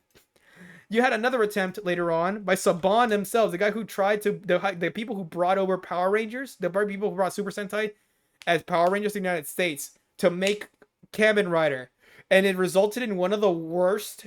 butcherings of Kamen Rider I think I've ever seen in my life. Let's see if we can pull it up. Masked Rider 1995. There it is. There's Saban's version of Masked Rider. This is without a doubt the worst version of Kamen Rider I think exists to this day. It tried to cross over with Power Rangers. It tried to be its own thing in Kamen for Saban, and it failed so spectacularly that Bandai never let them have another thing for Kamen Rider ever again. You want to know why? Because they tried to turn Kamen Rider into a family comedy sitcom. They try to turn Kamen Rider into Family Matters. They try to turn it into freaking Home Improvement. They try to turn it into a damn ABC sitcom from like the 1990s. And it's the stupidest thing I could have ever imagined anybody turning Kamen Rider into. And I don't know why they thought that was a good idea, but they did. And it's so baffling to me why they thought that was a great idea. I just don't understand it. If you want to watch this, by the way, it's available on YouTube for free. Nobody gives a shit about this series, and rightfully so. It's god awful. I would say don't watch it as a premise as a whole, but you have to see to believe it. They even had this animatronic like puppet called Fergus in it as like a comedy relief character. Oh my god, you want to talk about annoying as hell characters just for the sake of inclusion? Look at this guy. Doesn't that want to make you like want to watch Kamen Rider, a show about a guy saving the world from ancient evil organizations and demons and other creatures? You think, no, I want to have it about that. I want to have a crazy a puppet looking platypus character they introduced just for the sake of selling more shit to kids, where you could be selling awesome shit to kids like this. You could have done amazing, like you could have done an amazing job here to Bandai. I mean, sorry, Saban. You didn't do it. The money was literally right there. I don't understand what the hell is your problem with this. Anyway, that's my rant over about Kamen Rider. I will say though, one thing did result from this, and this was Kamen Rider. One minute. Kamen Rider Dragon Knight. I believe from 2000. Hold on a minute. 2008.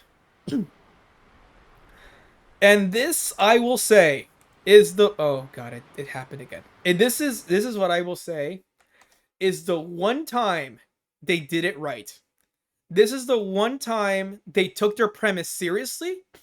This is the one time they actually went above board for what they were set out to do. And they did it with flying colors. And I will 100% say right now to everybody listening, Kamen Rider Dragon Knight is not only a really good version of Kamen Rider as an American audience, it is also the only season of like any Tokusatsu property like in from America that stands on its own. I would say on the nearly on the same level as the series it's derived from.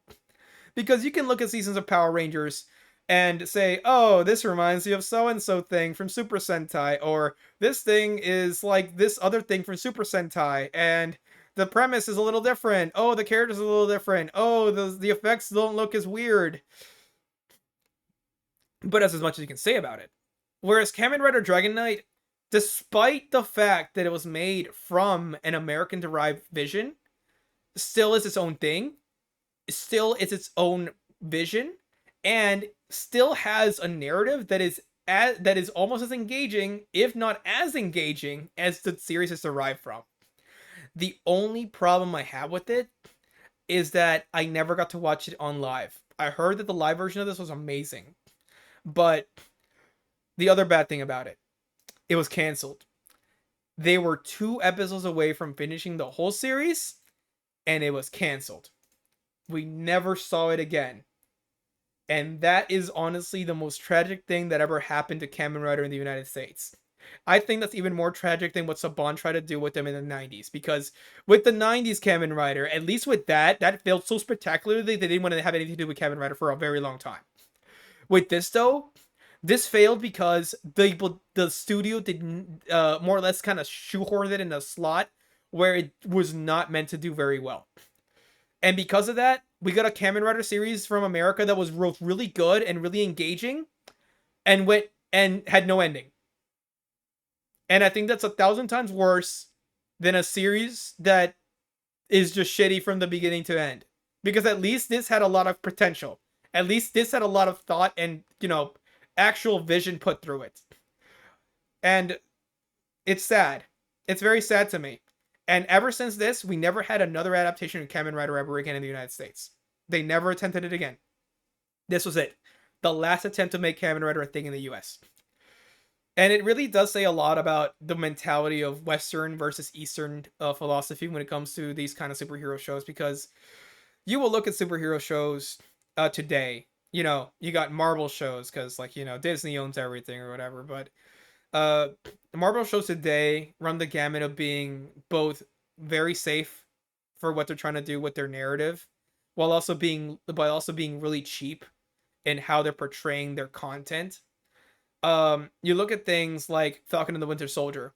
You have a narrative there that tries to portray a superhero as like doing the right thing, but are they doing the right thing? Because if you've ever seen that show, you know that the heroes are not good people because the narrative says so. They're not good people because the audience doesn't think they're good people. The narrative wants to portray these heroes as good people because their narrative is trying to push its own ways to people. When in reality, the audience knows, no, these guys are idiots. These guys are doing something stupid. These guys are trying to help people that are otherwise, should be in the wrong, but the storyline doesn't want those people to be in the wrong.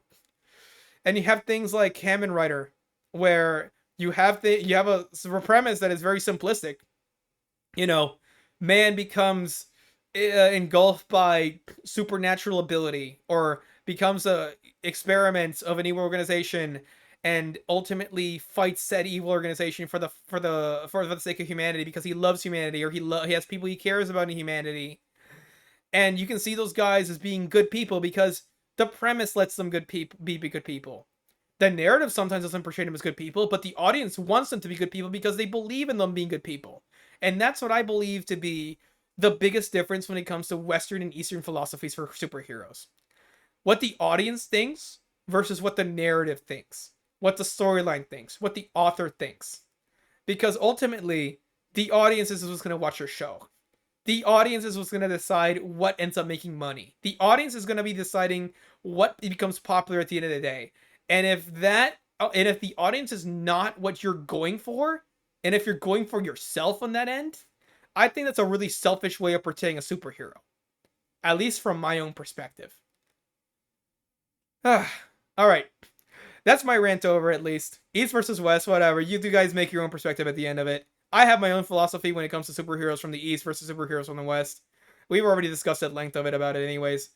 We are almost out of time. I'm going to wrap it up real quick and just say that we will come back to anime and tokusatsu and other Japanese topics at another time, whenever we have a bit more things in our yapping streams, as it were. I'm probably gonna get a different model, or a different way of portraying the chat during this model. So I'll try to get a different way of portraying my computer window, so it's not so difficult to work around with. But besides that, we'll probably keep this format as we go forward. Um, I'm gonna see if I can put some music as well on here, because I feel like as much as I like to have quiet on my own streams, I want to also have a little bit of something going on in the background, so that you guys are not totally disillusioned by my own voice. Um, and of course, as stated before at the beginning of the stream, emotes will be coming following the end of next week, so that I can put them on chat for any followers that are ongoing.